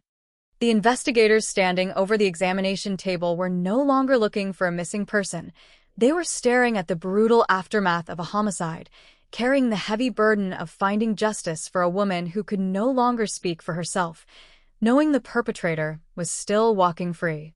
The confirmation of Gail Hook's identity and the brutal manner of her death triggered an immediate and massive mobilization by the Hawaii Police Department. The quiet, laid-back atmosphere of South Kona was abruptly shattered by the intense presence of law enforcement officers knocking on doors, canvassing neighborhoods, and combing through the dense tropical underbrush. Detectives understood that in a highly transient community, time was their most formidable adversary. People moved in and out of the area with the shifting tides, and a potential witness or even the killer themselves could easily vanish on a flight back to the mainland within a matter of hours. In those crucial early days, investigators cast a remarkably wide net, launching a sweeping inquiry that touched nearly every corner of the local community. They meticulously interviewed between 75 and 100 local residents, transients, and business owners in the Pupu and Kealakekua regions. These were not casual conversations. They were intensive interrogations aimed at mapping the intricate web of social connections, tracing Gail's final known movements, and identifying anyone who might have harbored ill will toward the young woman. At the time, police officials expressed a degree of optimism to the public, stating that they were receiving what they characterized as very good information from the community. There were whispers of suspicious vehicles, strange encounters, and local gossip that seemingly pointed in specific directions. It felt as though the community was actively participating in trying to solve the murder, providing puzzle pieces that detectives frantically tried to assemble. However, this initial surge of hope proved to be entirely illusory. Despite the volume of information gathered and the massive amount of manpower dedicated to the initial sweep, none of the tips coalesced into actionable, concrete evidence. The good information ultimately led detectives down a series of blind alleys and dead ends, leaving the investigation paralyzed just as it was beginning to take its true shape. As the detectives sifted through the mounting pile of inconclusive witness statements, forensic investigators were grappling with a profound spatial dilemma that fundamentally complicated the entire narrative of the crime. The decaying pavilion at the Kahikolu Trinity Church was undeniably the location where Gail's body was discarded, but physical evidence and investigative logic strongly suggested that it was not the location where she actually drew her last breath. Law enforcement began to heavily favor the theory that the abandoned religious structure was merely a secondary crime scene, a convenient dumping ground chosen for its seclusion rather than the site of the actual execution. This theory, while highly plausible, introduced a terrifying logistical sequence into the investigation. If Gail was murdered elsewhere, it meant the killer had orchestrated a complex series of actions that required a chilling degree of premeditation, control, and physical effort. First, the perpetrator had to successfully intercept her, either by offering her a ride as she hitchhiked or by approaching her in a manner that did not immediately trigger panic or a desperate flight for survival. Second, the killer had to transport her to a primary, undisclosed location, a place isolated enough to conceal the loud, distinct report of a high-powered gunshot. Third, following the fatal act of violence, the murderer was faced with the grisly task of transporting a lifeless human body. The killer had to maneuver the remains into a vehicle, drive through the winding coastal roads of South Kona without attracting suspicion, and finally carry or drag the body into the shadowy recesses of the old church pavilion. This required time, physical strength, and a profound absence of panic. It suggested a perpetrator who was familiar with the area, someone who knew exactly where the abandoned church was and understood that its crumbling walls would provide temporary cover for their heinous act. Yet, despite extensive searches, the primary crime scene, the exact location where the trigger was pulled, was never definitively located, leaving a massive, unfillable void in the timeline of her final hours. Compounding the agonizing mystery of the location was the devastating absence of the murder weapon itself. The lethal firearm that ended Gail Hook's life was never recovered, creating a forensic black hole that swallowed some of the most critical investigative avenues available to law enforcement. In any homicide investigation, the murder weapon is the holy grail of physical evidence. Had the police located the gun, it would have provided an immediate, tangible link between the victim and the killer. Ballistics experts could have analyzed the rifling on the barrel to definitively match the weapon to the fatal bullet, establishing a concrete chain of evidence. Furthermore, in the era before advanced DNA profiling, a recovered firearm could still yield invaluable clues, such as latent fingerprints etched onto the metal, fibers snagged on the grip, or registration records that could trace the weapon back to its legal owner or its point of sale. Even if the gun had been stolen, it would have provided a starting point, a thread that detectives could pull to unravel the mystery. But the killer was meticulous, or perhaps just incredibly lucky, ensuring that the high-powered firearm vanished as completely as the truth itself. The absence of the gun meant that police could not run ballistics comparisons against other unsolved shootings on the island. They could not trace a purchase history, and they could not dust a grip for the microscopic ridges of a suspect's fingerprint. The investigation was severely crippled by this missing piece of the puzzle. The killer had essentially sterilized the crime, leaving behind only the devastating result of their violence and stripping the detectives of the physical tools they desperately needed to build a prosecutable case. This forensic silence meant that investigators were forced to rely almost entirely on circumstantial evidence, hearsay, and human memory, which are notoriously fragile and unreliable foundations upon which to build a murder investigation. In the absence of a weapon and a primary crime scene, detectives scoured the periphery of Gail's life, desperately searching for any tangential event that might provide a clue to her murder. It was during this intense period of peripheral investigation that a deeply disturbing narrative emerged from the shadows of the local community, presenting what became one of the most compelling and frustrating leads in the entire case file. During the initial wave of interviews, police officers spoke with a female acquaintance of Gail's who revealed a terrifying ordeal that had occurred in the very same month as the murder. This woman, whose identity has remained shielded in the public records, reported that she had been the victim of a brutal physical assault in March of 1973. According to her harrowing account, she had been violently beaten by two local men operating within the South Kona area. This revelation instantly sent shockwaves through the investigative team. The proximity in time and location, combined with the extreme violence of the reported assault, created an unavoidable, glaring question for the detectives. Was there a direct, sinister connection between the savage beating of this woman and the execution-style murder of her friend, Gail Hook? Investigators immediately launched an aggressive effort to identify, locate, and interrogate the two men described by the assault victim. They wanted to know their alibis for the day Gail disappeared. They wanted to search their vehicles for microscopic traces of blood or fibers, and they wanted to apply immense psychological pressure to see if their stories fractured under the weight of a murder investigation. For a brief period, it seemed as though this peripheral incident might be the key to unlocking the entire mystery, providing a clear motive of escalating violence or twisted retribution. However, the exact outcome of this specific investigative thread has remained locked away in the confidential police files. Publicly available records do not indicate that these two men were ever officially named as suspects in the homicide, nor were they ever arrested or charged in connection with Gail's death. The lead, despite its initial, blazing promise, seemingly fizzled out into the frustrating ambiguity that defined the rest of the case. It remains a haunting, unresolved question, a dark parallel narrative that forces one to wonder if the men who beat her friend also orchestrated Gail's demise, or if it was merely a horrifying coincidence in a region experiencing a quiet, hidden surge of localized violence. As specific leads like the assaulted friend failed to produce an arrest, investigators were continually forced back to the central, most problematic aspect of Gail's daily life, her heavy reliance on hitchhiking. This singular habit created a massive, bifurcated theoretical framework for the detectives, presenting two equally terrifying but fundamentally different profiles of the perpetrator. The first theory posited that the killer was a complete stranger, a dangerous predator who opportunistically exploited the inherent vulnerability of a young woman standing alone on a highway. In this scenario, Gail simply got into the wrong car at the worst possible moment.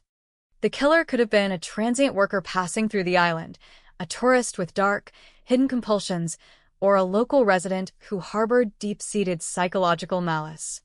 A stranger abduction meant there was absolutely no prior connection, no digital footprint, and no social overlap to guide the detectives. It meant the act was entirely random, a horrifying collision of trajectories on a sunny Thursday afternoon. The second, arguably more chilling theory, suggested that the killer was an acquaintance, someone Gail recognized and trusted from her time integrating into the South Kona community. If she knew the driver, she would have entered the vehicle willingly, completely devoid of the natural suspicion or adrenaline that might have prompted a struggle or an attempt to escape. An acquaintance would have known her habits, understood her trusting nature, and recognized how easily she could be lured into a secluded area under the guise of friendship or a casual hangout. This theory suggested a betrayal of the highest order, a calculated deception by someone who smiled at her before taking her life. Law enforcement wrestled constantly with these two divergent paths, attempting to reconcile the brutality of the execution with the psychology of the victim. Did she fight a monster she had never met, or was she betrayed by a familiar face? Without eyewitnesses to her final car ride, without the murder weapon, and with the physical evidence severely degraded by the tropical heat, the police simply lacked the empirical data necessary to definitively choose one path over the other. The investigation became trapped in this agonizing duality, circling the same questions endlessly while the perpetrator, whether a random drifter or a trusted local, continued to walk free, their identity completely insulated by the sheer expanse of the island and the silent, unforgiving passage of time. The conventional architecture of a true crime narrative traditionally builds toward a singular, definitive climax located within the austere walls of a courtroom.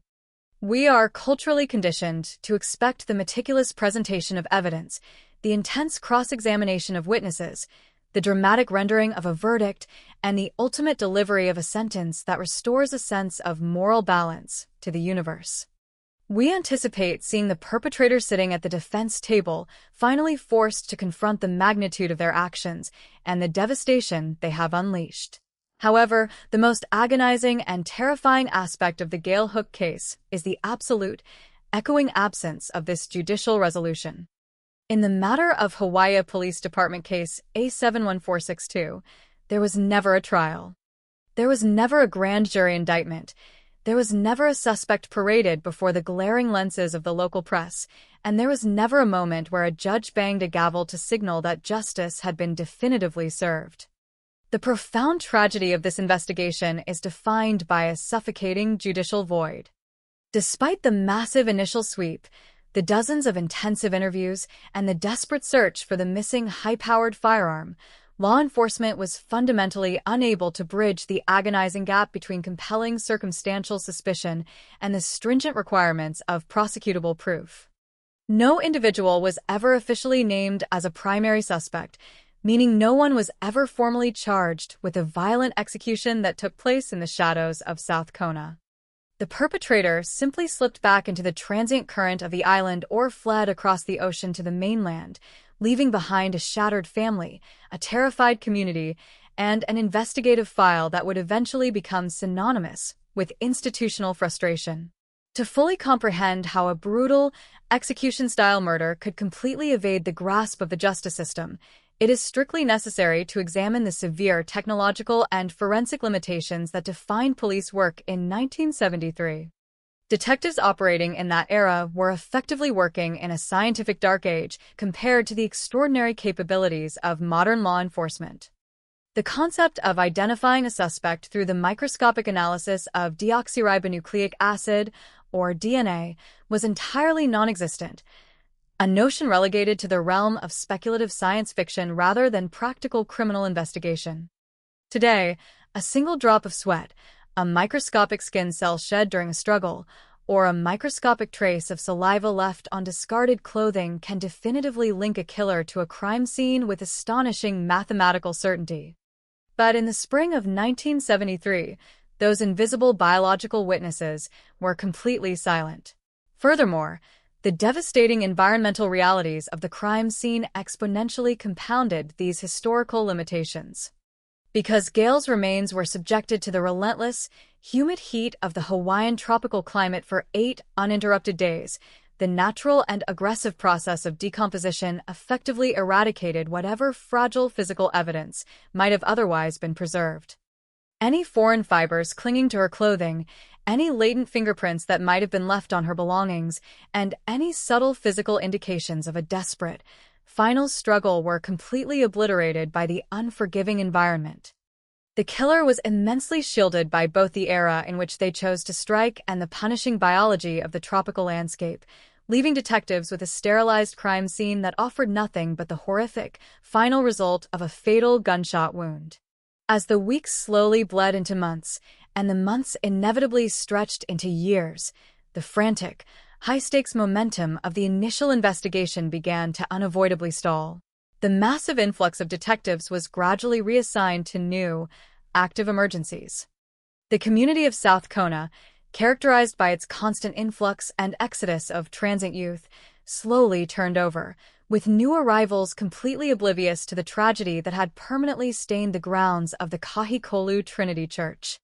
The vivid, urgent memories of the witnesses began to fade, their testimonies losing the sharp, precise edges necessary to secure a conviction in a court of law. The investigative file, once the absolute focal point of the department, grew thicker with dead ends and inconclusive reports, eventually being relegated to the quiet, dusty archives of the police precinct. Gale Hook's violent death officially transitioned into a cold case, a bureaucratic designation that essentially acknowledges a profound investigative paralysis. For 40 agonizing years, the case remained in this state of suspended animation. 4 decades is an incomprehensible amount of time to wait for a resolution. It is enough time for an entire generation to be born, grow old, and pass away.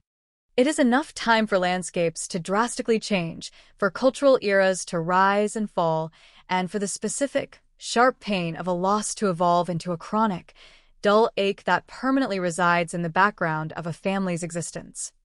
Throughout those 40 years, the shadow of the unknown killer continued to stretch across the history of the island, an invisible, enduring testament to a crime that had successfully outpaced the capabilities of the justice system. Then, a sudden, highly unexpected paradigm shift occurred in the late summer of 2013, dramatically altering the trajectory of this dormant investigation. On September 3rd, essentially marking the 40th anniversary of the tragedy, the Hawaii Police Department made a strategic, public announcement that immediately sent shockwaves through the local media and the enduring true crime community.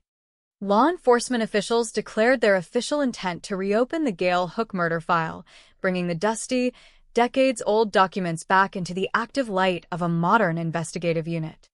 This decision was not made arbitrarily. It was driven by the monumental, revolutionary advancements in forensic technology that had fundamentally transformed police work in the intervening 40 years. While the police department maintained a strict, tactical silence regarding the specific types of modern technology they were applying to the old evidence, the theoretical implications were massive.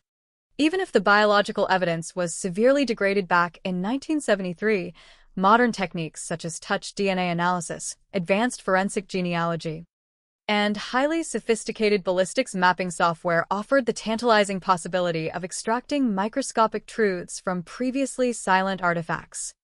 The reopening of the case represented a powerful assertion by law enforcement that the passage of time does not automatically grant a murderer permanent amnesty.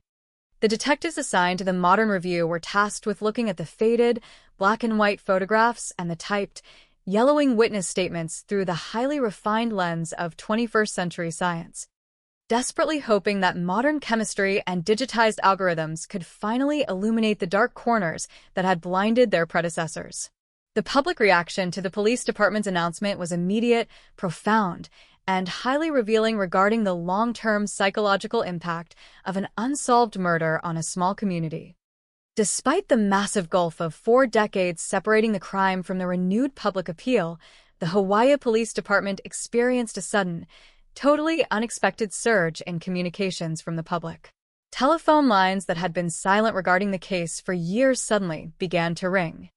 People who had lived in the South Kona region during the early 1970s, many of whom had long since relocated to the mainland or other islands, began reaching out to investigators to offer fragments of memory, long-held suspicions, and previously undisclosed observations.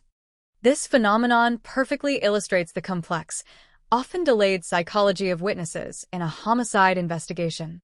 Sometimes, an individual remains silent for decades due to a profound fear of violent retaliation from a suspect they believe is still active and dangerous. In other instances, allegiances shift over time. A spouse may finally decide to turn in an abusive partner, or a friend may suddenly feel the immense, crushing weight of a guilty conscience after carrying a dark secret for half a lifetime. The 40-year mark often serves as a psychological catalyst, stripping away the social constraints and fears that originally prevented crucial information from reaching the authorities. The sheer volume of tips generated by the 2013 announcement confirmed that Gail Hook had never been truly forgotten by the community, and that the heavy, suffocating atmosphere of the unsolved mystery had lingered in the collective memory of the island for an entire generation. However, gathering a massive influx of new, unverified information from a 4-decade-old memory pool presents a uniquely difficult challenge for modern detectives. To effectively navigate this complex web of renewed public interest, law enforcement relies heavily on a crucial, highly strategic investigative doctrine known as holdback evidence. When communicating with the press and the public during the 2013 reopening, the police explicitly acknowledged that they were receiving notable, potentially valuable leads. But they absolutely refused to disclose the specific nature of those leads or the granular details of the physical evidence they were re-examining. This deliberate, tactical silence is not designed to frustrate the public, but rather to fiercely protect the absolute integrity of the ongoing investigation. In any highly publicized cold case, investigators must possess a reliable mechanism to instantly differentiate between a genuine witness, a pathological liar seeking attention, and the actual perpetrator attempting to manipulate the narrative. By intentionally keeping specific, highly confidential details strictly out of the public domain, such as the exact caliber of the missing weapon, the precise positioning of the victim's body within the pavilion, or the specific type of clothing she was wearing, detectives create a hidden truth filter. If a caller provides a tip that perfectly aligns with this undisclosed, hold-back evidence, investigators instantly know they're dealing with someone intimately connected to the reality of the crime. Conversely, if a confession or a witness statement contradicts these hidden facts, it can be immediately dismissed as false. This careful, calculated strategy ensures that the newly reopened investigation remains tightly controlled, preventing the fragile, newly discovered leads from being contaminated by public speculation or media sensationalism.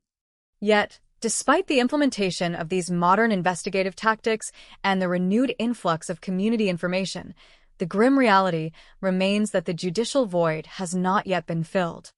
The modern efforts, while valiant and technologically superior, have not yet resulted in the definitive identification of the individual responsible for the execution.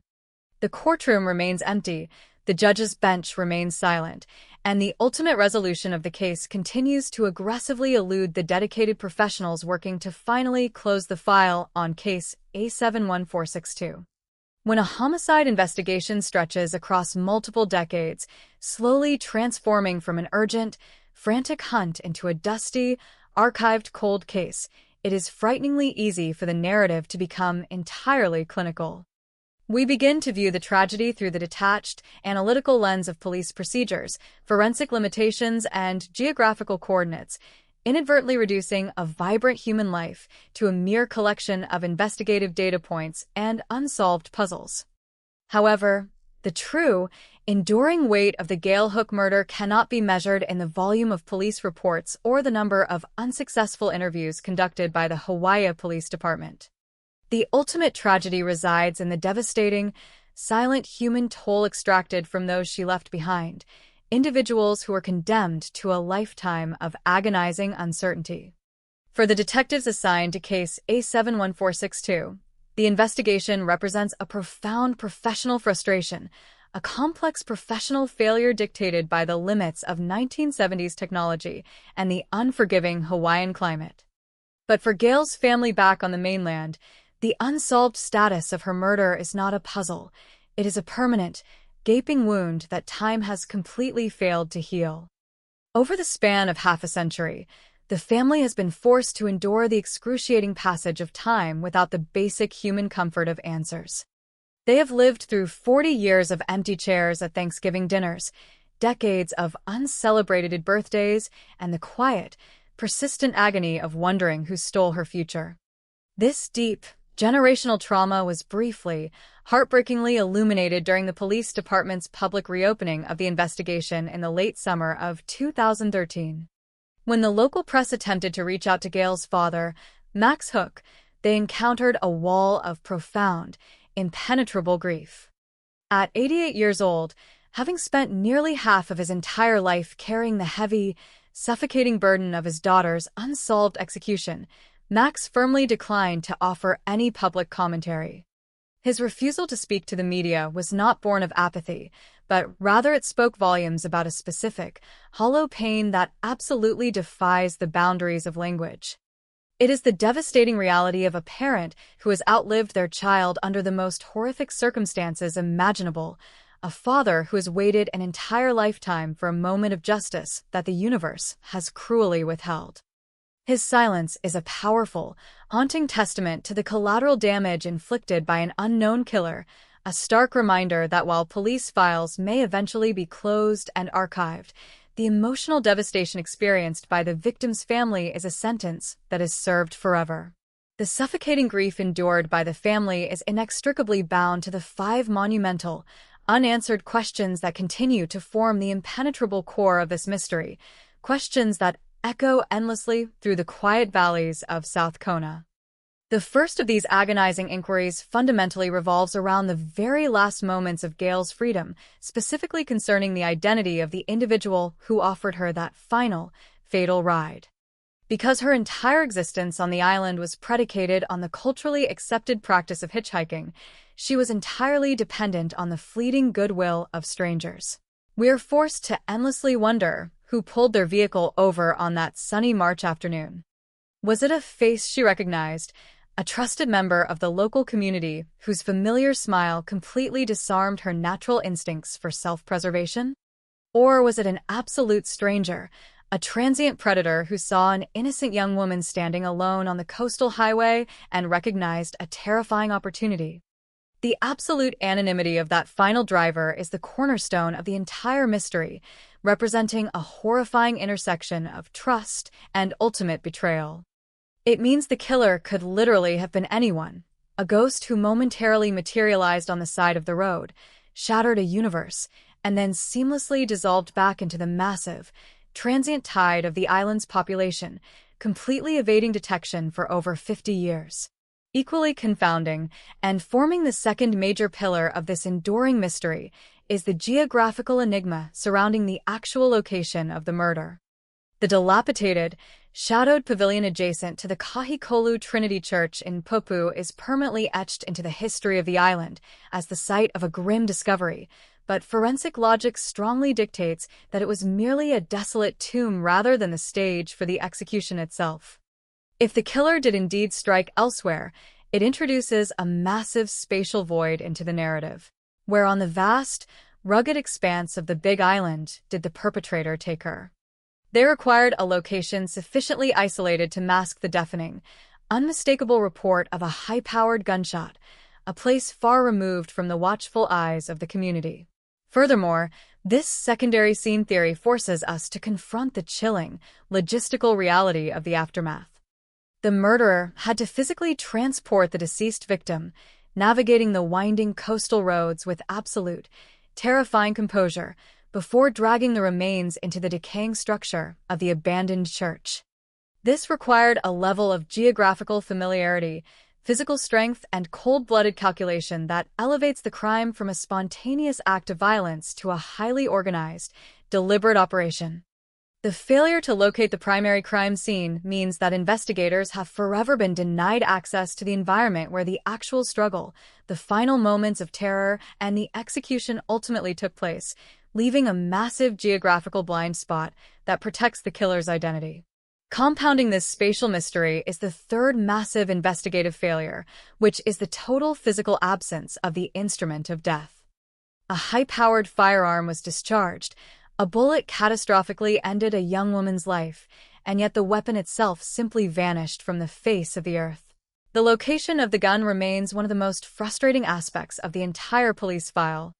Did the killer cast it into the deep, churning depths of the Pacific Ocean, allowing the salt water to permanently corrode the evidence? Did they bury it deep within the unforgiving, jagged lava fields that dominate the local landscape, or was it meticulously cleaned, disassembled, and quietly transported back to the mainland in a piece of unassuming luggage? The absence of the firearm completely neutralized the possibility of ballistics matching, effectively blinding the detectives to any potential connections with other regional violence and entirely stripping the investigation of its most critical piece of physical evidence. Without the gun, law enforcement possessed no mechanical link to the perpetrator, transforming the investigation into a desperate search for invisible motives rather than a trackable sequence of physical proof. This desperate search for motives brings us to the fourth enduring question, which involves the dark, parallel narrative regarding the severe physical assault of Gail's friend. The revelation that an acquaintance of the victim was brutally beaten by two unidentified local men during the exact same month in the exact same region presents a terrifying investigative overlap that has never been definitively resolved. Law enforcement initially treated this violent incident as a massive red flag, pouring immense resources into identifying the two assailants to determine if their capacity for extreme violence had suddenly escalated into premeditated murder. However, the public record remains completely silent on the ultimate resolution of this specific thread. We are left to endlessly agonize over whether those two men were actually the monsters responsible for the gunshot in the church, or if their violent actions were entirely coincidental, merely symptomatic of a hidden, dangerous undercurrent that was quietly polluting the seemingly peaceful counterculture of South Kona. If they were involved, it suggests a coordinated, localized threat that somehow managed to completely outmaneuver the police.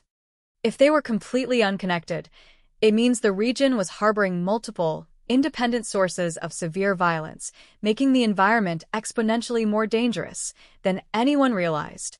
Ultimately, all of these complex logistical, geographical, and forensic inquiries inevitably circle back to the fifth, most terrifying and profoundly unanswerable question of all, which is the fundamental motive behind the execution. Why did Gail Irene Hook have to die?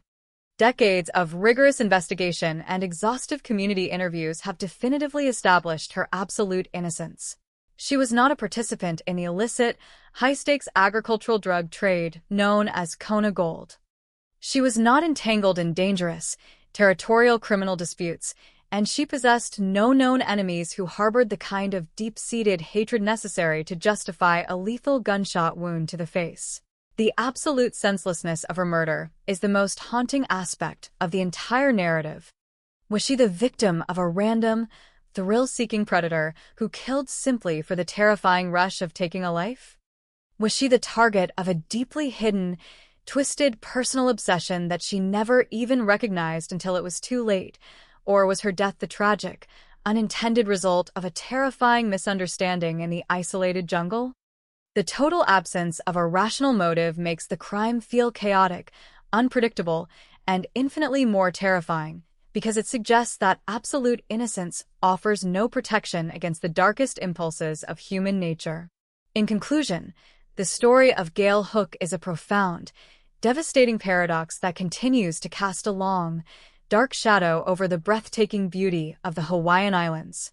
She traveled across the ocean as a bright, optimistic 21-year-old woman, seeking nothing more complicated than the freedom of the open beach, the warmth of the tropical sun, and a peaceful existence far removed from the gray skies of Seattle. She did not journey to the Big Island to become a permanent mystery, nor did she intend to become a cautionary tale whispered among travelers on the coastal highways. On March 29, 1973, she walked out of her door with a casual promise to visit the ocean, completely unaware that she was stepping off the edge of the world. 8 days later, the violent discovery within the decaying walls of the Kahikolu Trinity Church transformed her beautiful dream into an inescapable nightmare for her family and a permanent stain on the history of the region. A single, devastating gunshot abruptly terminated her timeline, replacing her vibrant future with an endless expanse of silence, confusion, and grief. Despite the massive passage of time, the evolution of forensic science, and the renewed public appeals for information, there remains no identified perpetrator, no judicial conviction, and no comforting explanation for the horrific violence that occurred. More than half a century has evaporated since that fatal day, yet the Hawaii Police Department resolutely refuses to close the book on her life.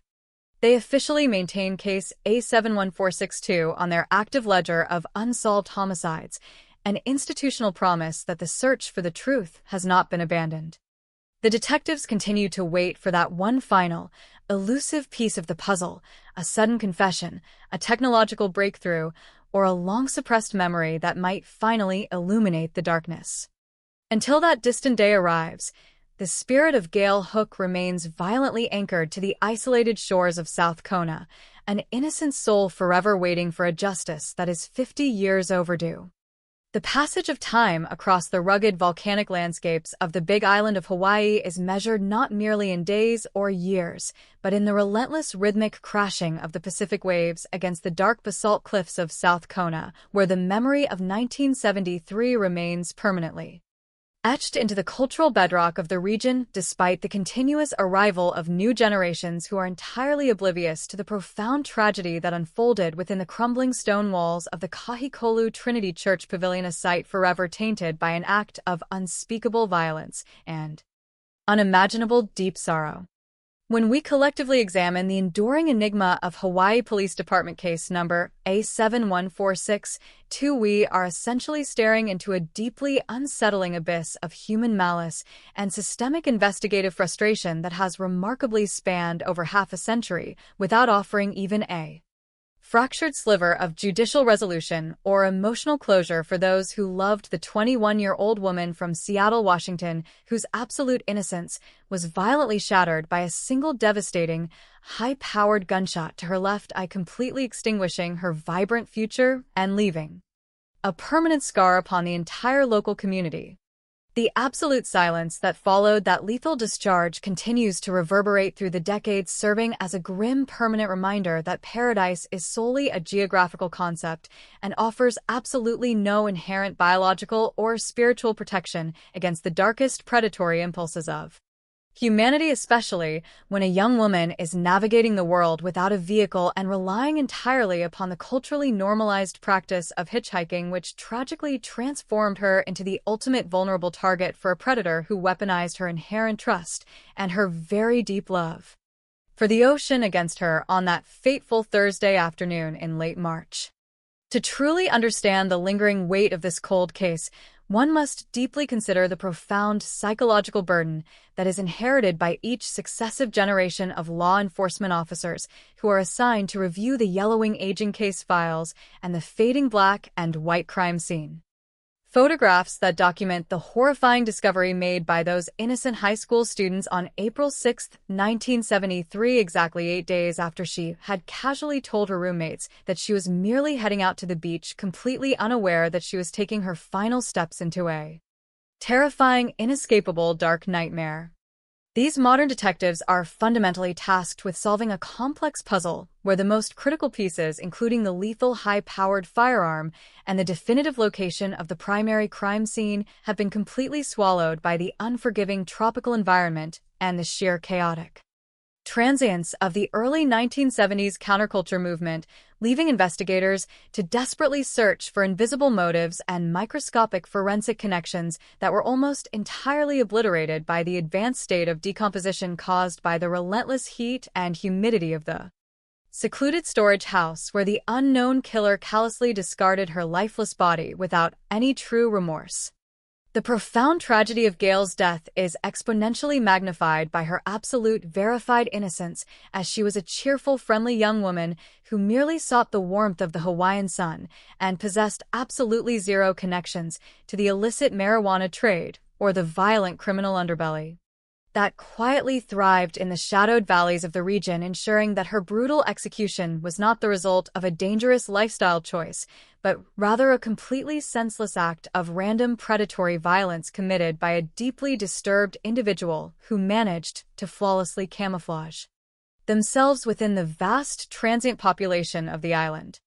The agonizing reality that she willingly stepped out of her residence with a simple casual intention of enjoying the ocean only to completely vanish into the island's vast anonymous network of winding coastal roads highlights the terrifying fragility of human existence and the instantaneous manner in which a peaceful life can be violently interrupted by an unseen malicious force, forever altering the trajectory of her family, who were cruelly condemned to endure a lifetime of agonizing, unanswered questions while the unknown perpetrator was allowed to continue their own existence, completely free from the severe legal consequences of their horrific actions.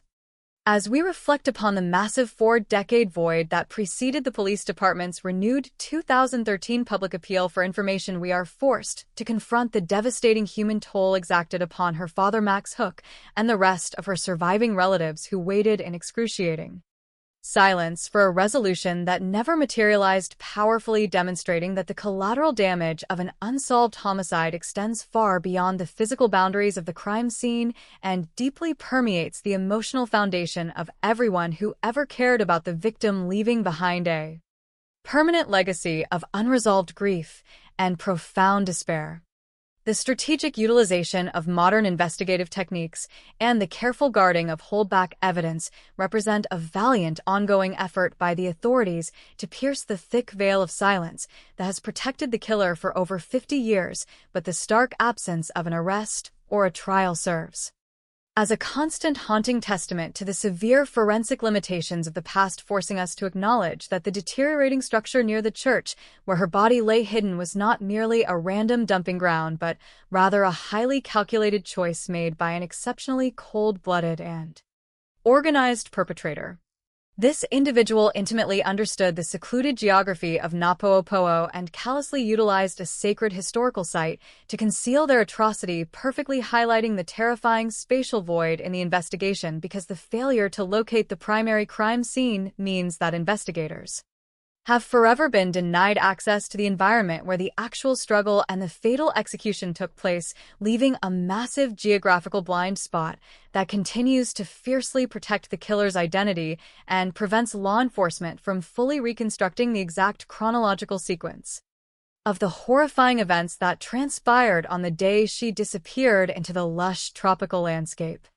The unresolved narrative regarding the two unidentified local men who brutally assaulted Gail's female friend during that very same month remains one of the most frustrating and tantalizing peripheral mysteries of the entire investigation, permanently leaving us to wonder if that separate act of savage violence was a glaring, unheeded warning sign of the escalating localized danger that ultimately culminated in the execution-style murder, or if it was merely a terrifying coincidence indicative of a broader underlying current of brutality quietly polluting the seemingly peaceful bohemian counterculture of South Kona during that specific turbulent period of modern American history.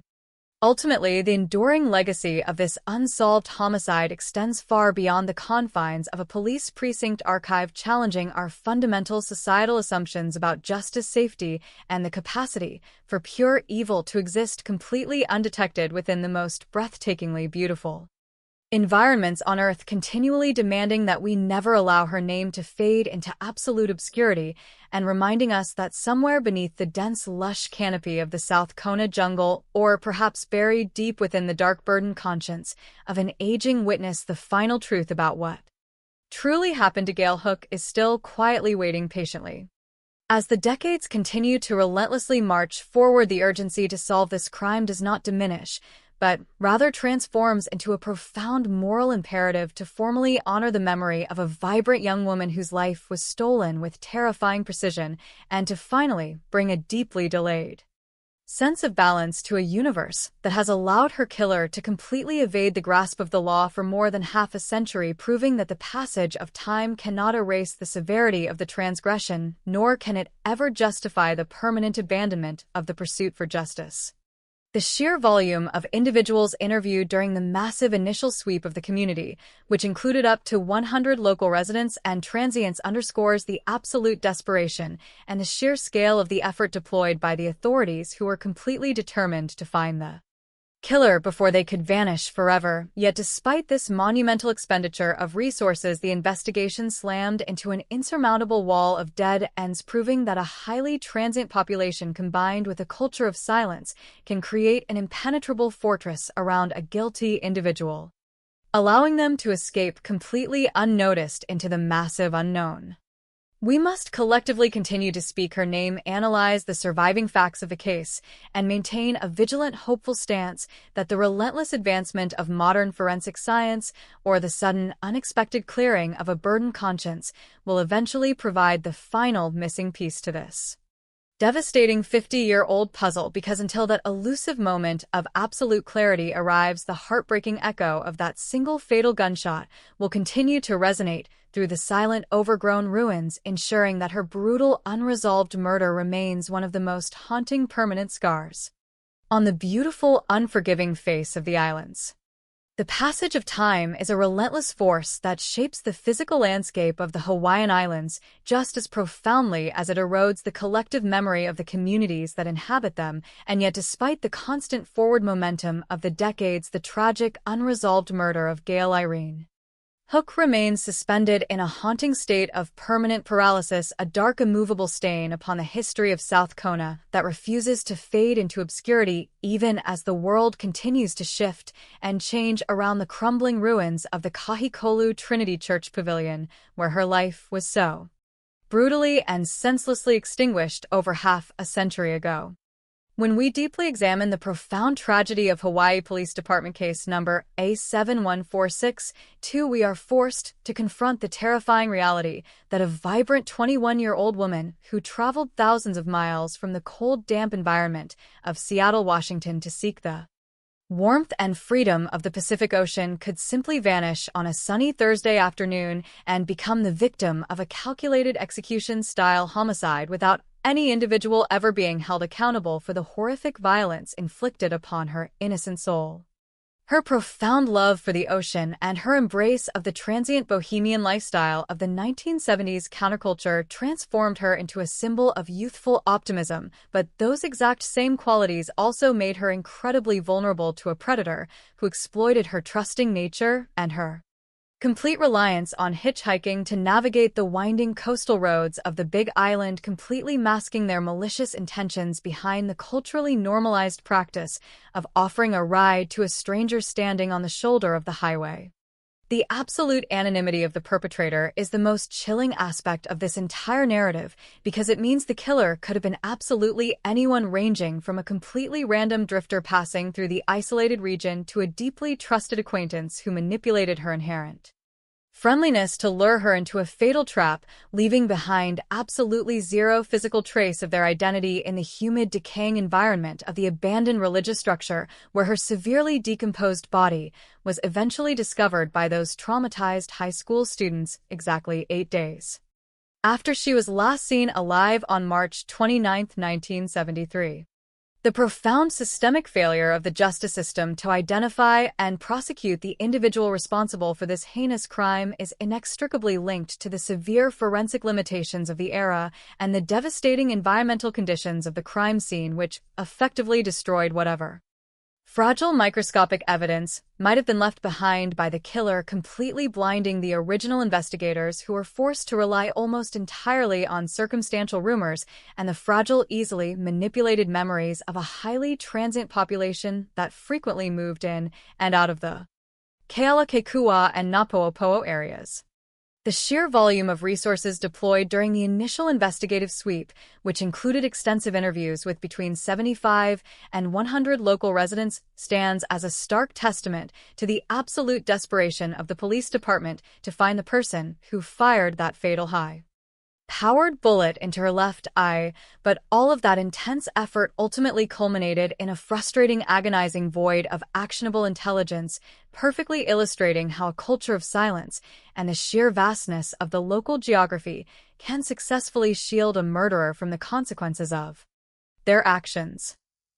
The agonizing mystery is further compounded by the complete absence of the murder weapon itself, a crucial piece of physical evidence that simply vanished from the face of the earth, leaving detectives without any mechanical link to the killer and completely destroying any possibility of utilizing ballistics analysis to connect the execution to other unsolved acts of regional violence or to trace the firearm back to a specific owner through purchase records. The profound investigative paralysis is also deeply intertwined with the terrifying geographical enigma surrounding the actual primary crime scene, because logic dictates that the secluded pavilion was merely a convenient dumping ground chosen for its isolation rather than the site of the actual execution, forcing investigators to constantly grapple with a horrifying realization that the killer successfully orchestrated a complex logistical nightmare involving the transport of a deceased victim across the island without ever being detected by a single witness. The dark, unresolved peripheral narrative involving the brutal physical assault of a female acquaintance of the victim by two unidentified local men during that exact same month continues to cast a long, terrifying shadow over the entire investigation, presenting a massive unanswered question about whether that separate incident of severe violence was directly connected to the execution or if it merely served as a grim indicator of the hidden dangers lurking beneath the peaceful facade of the South Kona community during that turbulent period. We are forced to endlessly wonder if those two men were actually the architects of the murder, or if the true killer was a completely isolated predator acting alone, driven by a deeply twisted, hidden motive that has absolutely never been uncovered by the authorities, completely defying all rational explanation and reinforcing the terrifying notion that absolute innocence provides no inherent protection against the darkest, most depraved impulses of human nature.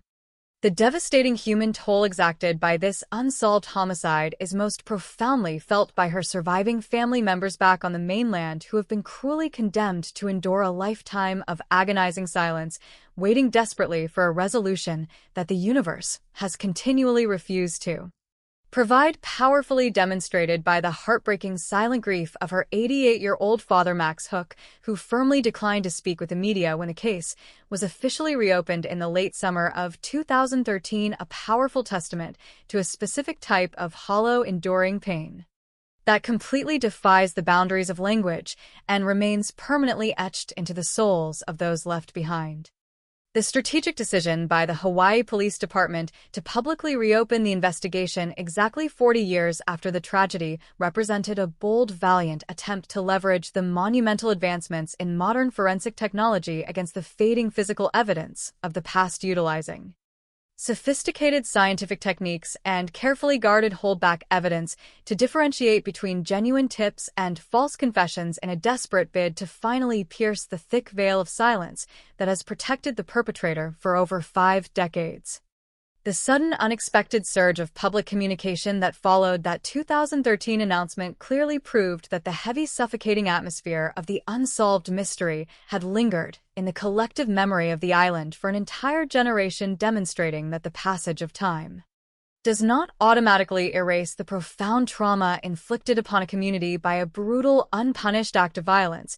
But despite this renewed influx of information, the ultimate goal of identifying the killer and securing a judicial conviction remains agonizingly out of reach, leaving the courtroom permanently empty and the judge's bench completely silent.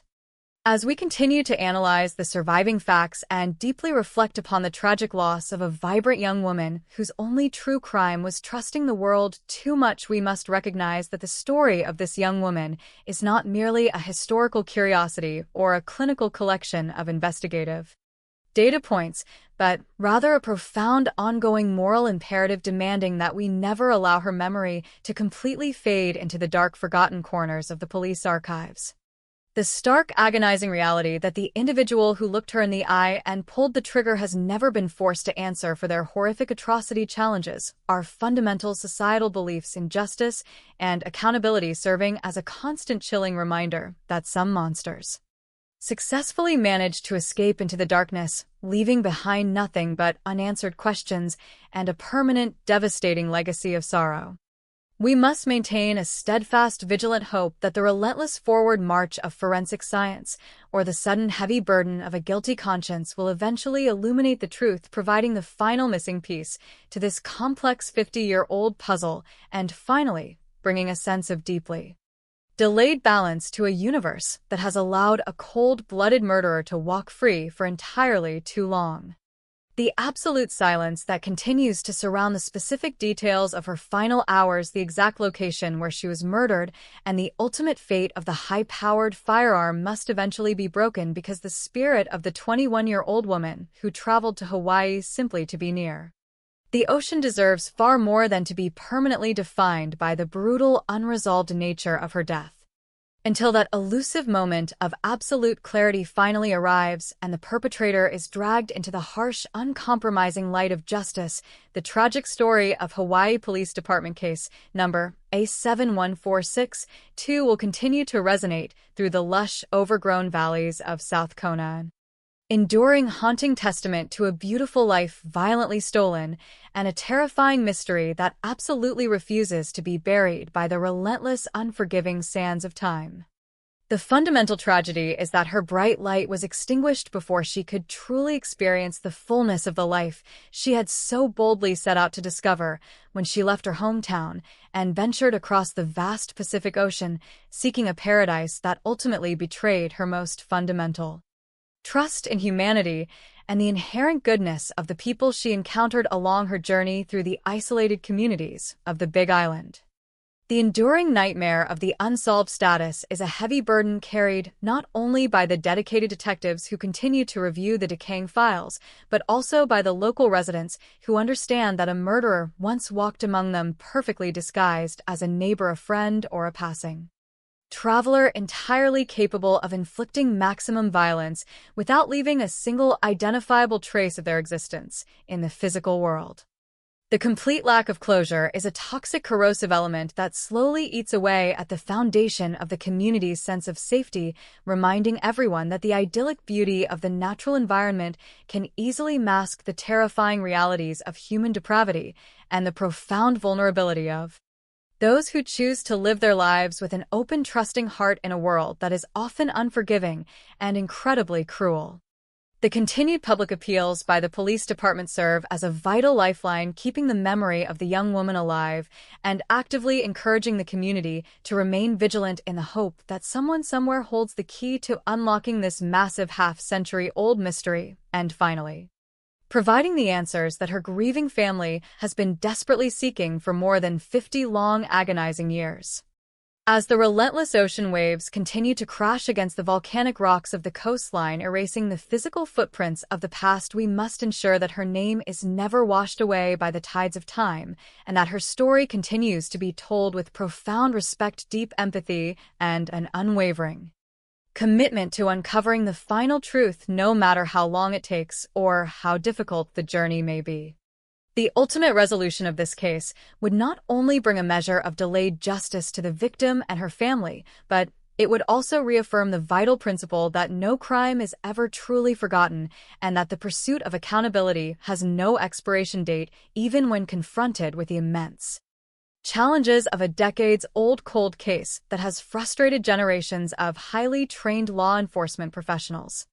We must hold on to the belief that the silence will eventually be broken and that the darkness surrounding her final moments will finally be pierced by the light of truth, bringing an end to the agonizing uncertainty and allowing her spirit to finally find the peace that was so violently stolen from her in the crumbling ruins of that abandoned church pavilion.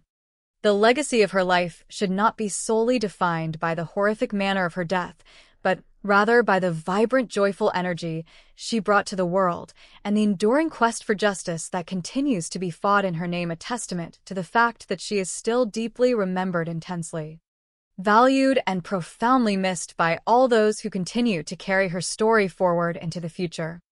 Every single day that passes without an arrest is another day that the killer is allowed to evade the consequences of their horrific actions, but it is also another day for a new piece of evidence to emerge, for a witness to finally break their silence, or for an advancement in forensic technology to reveal the hidden truth that has remained concealed for entirely too long.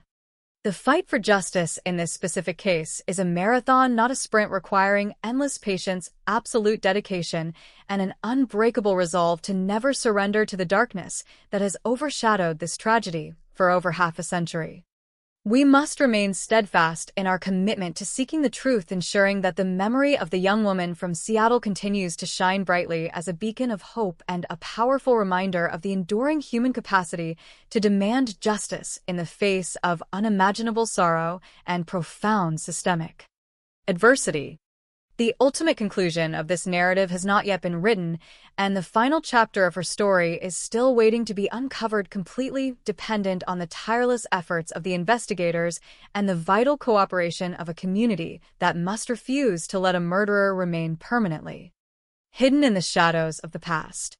Her innocent life demands nothing less than our absolute total commitment to finding the answers and securing the justice that has been denied to her for far too long. The landscape of the Big Island of Hawaii is a profound study in permanent contrasts, where the unrelenting ancient volcanic rock meets the deep, shifting expanses of the Pacific Ocean, creating an environment that is simultaneously breathtakingly beautiful and entirely unforgiving to those who do not respect its inherent dangers. It is within this specific intersection of natural majesty and hidden peril that the tragic, unsolved murder of 21-year-old Gail Irene Hook remains permanently anchored, serving as a dark, enduring testament to a violent execution that completely shattered the peaceful bohemian facade of the South Kona community in the early 1970s.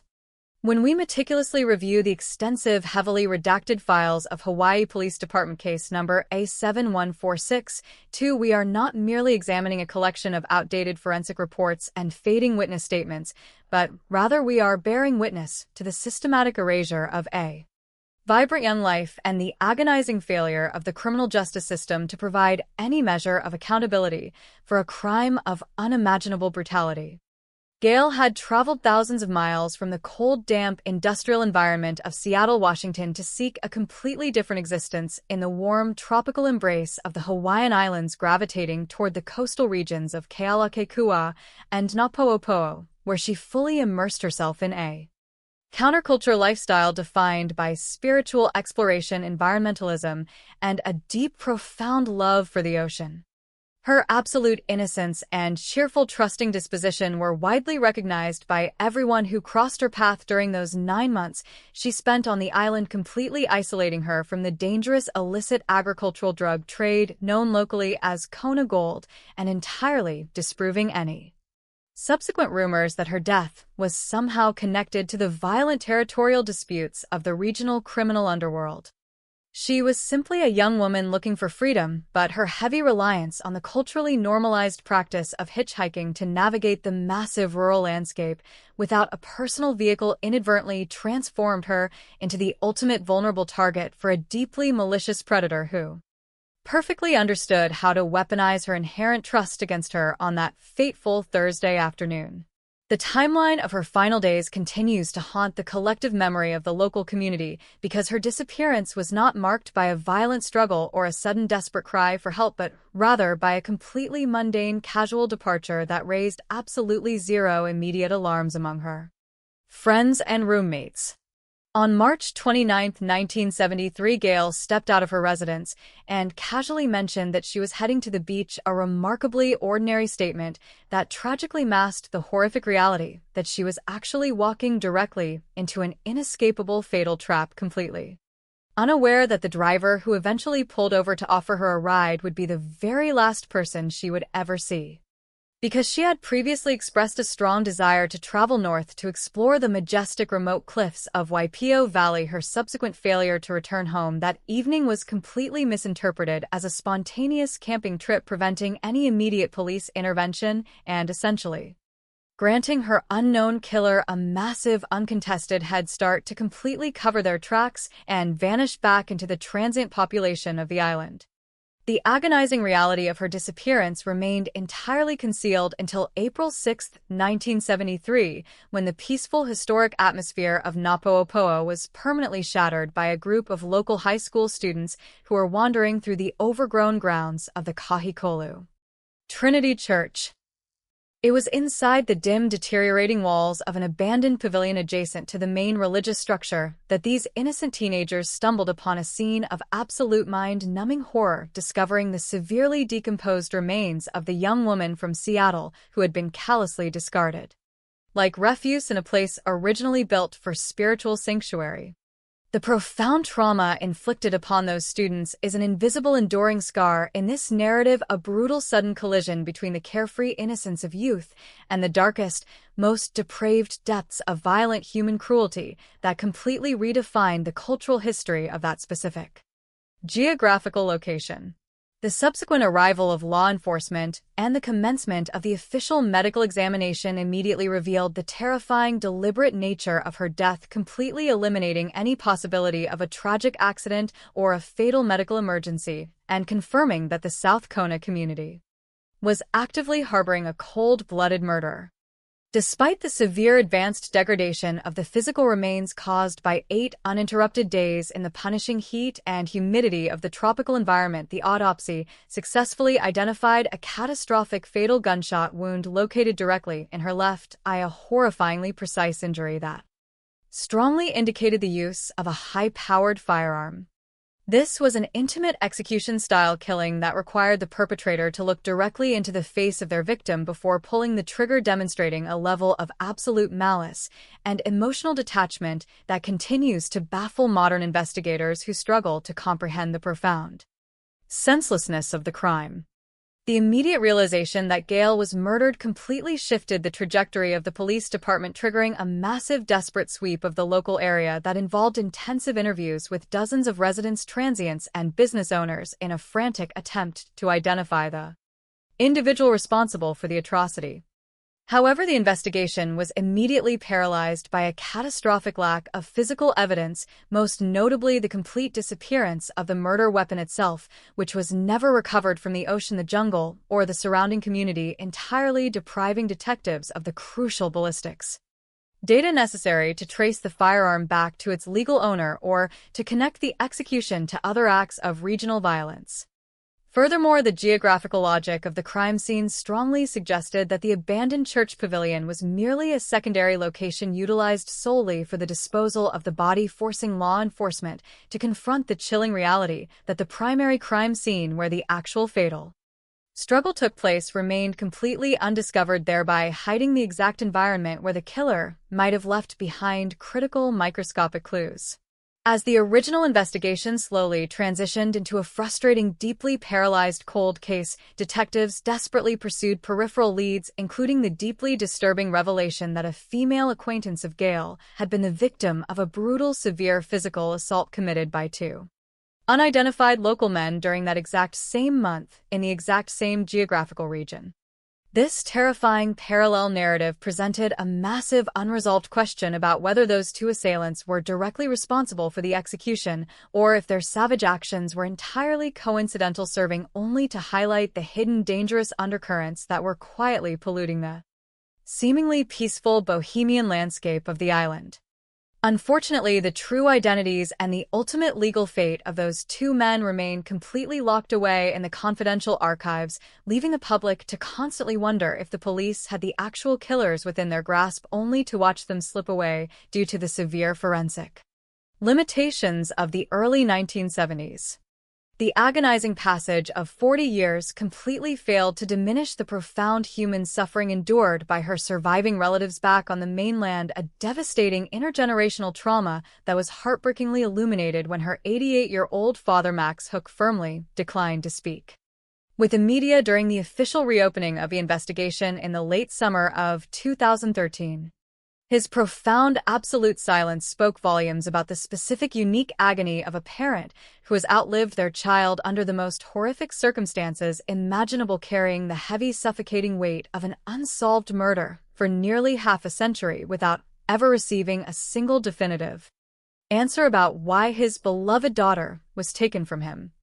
The police department's highly publicized 2013 announcement to revisit the aging files utilizing modern, undisclosed technological advancements represented a powerful, valiant institutional commitment to finally pierce the thick veil of silence that has protected the perpetrator for decades, utilizing carefully guarded holdback evidence to meticulously filter the sudden massive influx of new public tips and historical memories. Yet despite these dedicated modern investigative efforts and the renewed widespread public attention, the fundamental terrifying core of the mystery remains entirely intact, as no suspect has ever been officially named, no arrests have ever been made, and the heavily burdened judicial system has completely failed to provide any measure of formal accountability for the brutal execution of the 21-year-old traveler. The ultimate tragedy of Hawaii Police Department case number A71462 is not merely the violent termination of a beautiful young life, but also the profound, enduring failure of society to successfully separate the truth from the shadows, allowing a cold-blooded executioner to entirely evade the severe legal consequences of their actions and permanently denying a grieving family the basic human comfort of emotional closure. We must collectively refuse to allow the memory of Gail Irene Hook to be completely swallowed by the relentless forward march of time or obscured by the breathtaking natural beauty of the island where she lost her life, remaining constantly vigilant and steadfast in the belief that the definitive answers are still out there waiting to be discovered by a dedicated investigator or revealed by a witness who finally decides to break their decades-long silence. Until that elusive moment of absolute clarity finally arrives, the empty, abandoned grounds of the Kahikolu Trinity Church will continue to serve as a silent, haunting monument to her memory, a permanent, stark reminder of the fragile nature of human existence and the absolute, enduring necessity of relentlessly pursuing justice, no matter how many years have passed or how impossible the journey may seem. The unresolved execution remains a permanent dark stain upon the history of South Kona, demanding that we continually analyze the verified facts, deeply empathize with the profound suffering of the victim, and constantly support the ongoing efforts of law enforcement to finally close the book on one of the most heartbreaking and baffling cold cases in the history of the Hawaiian Islands.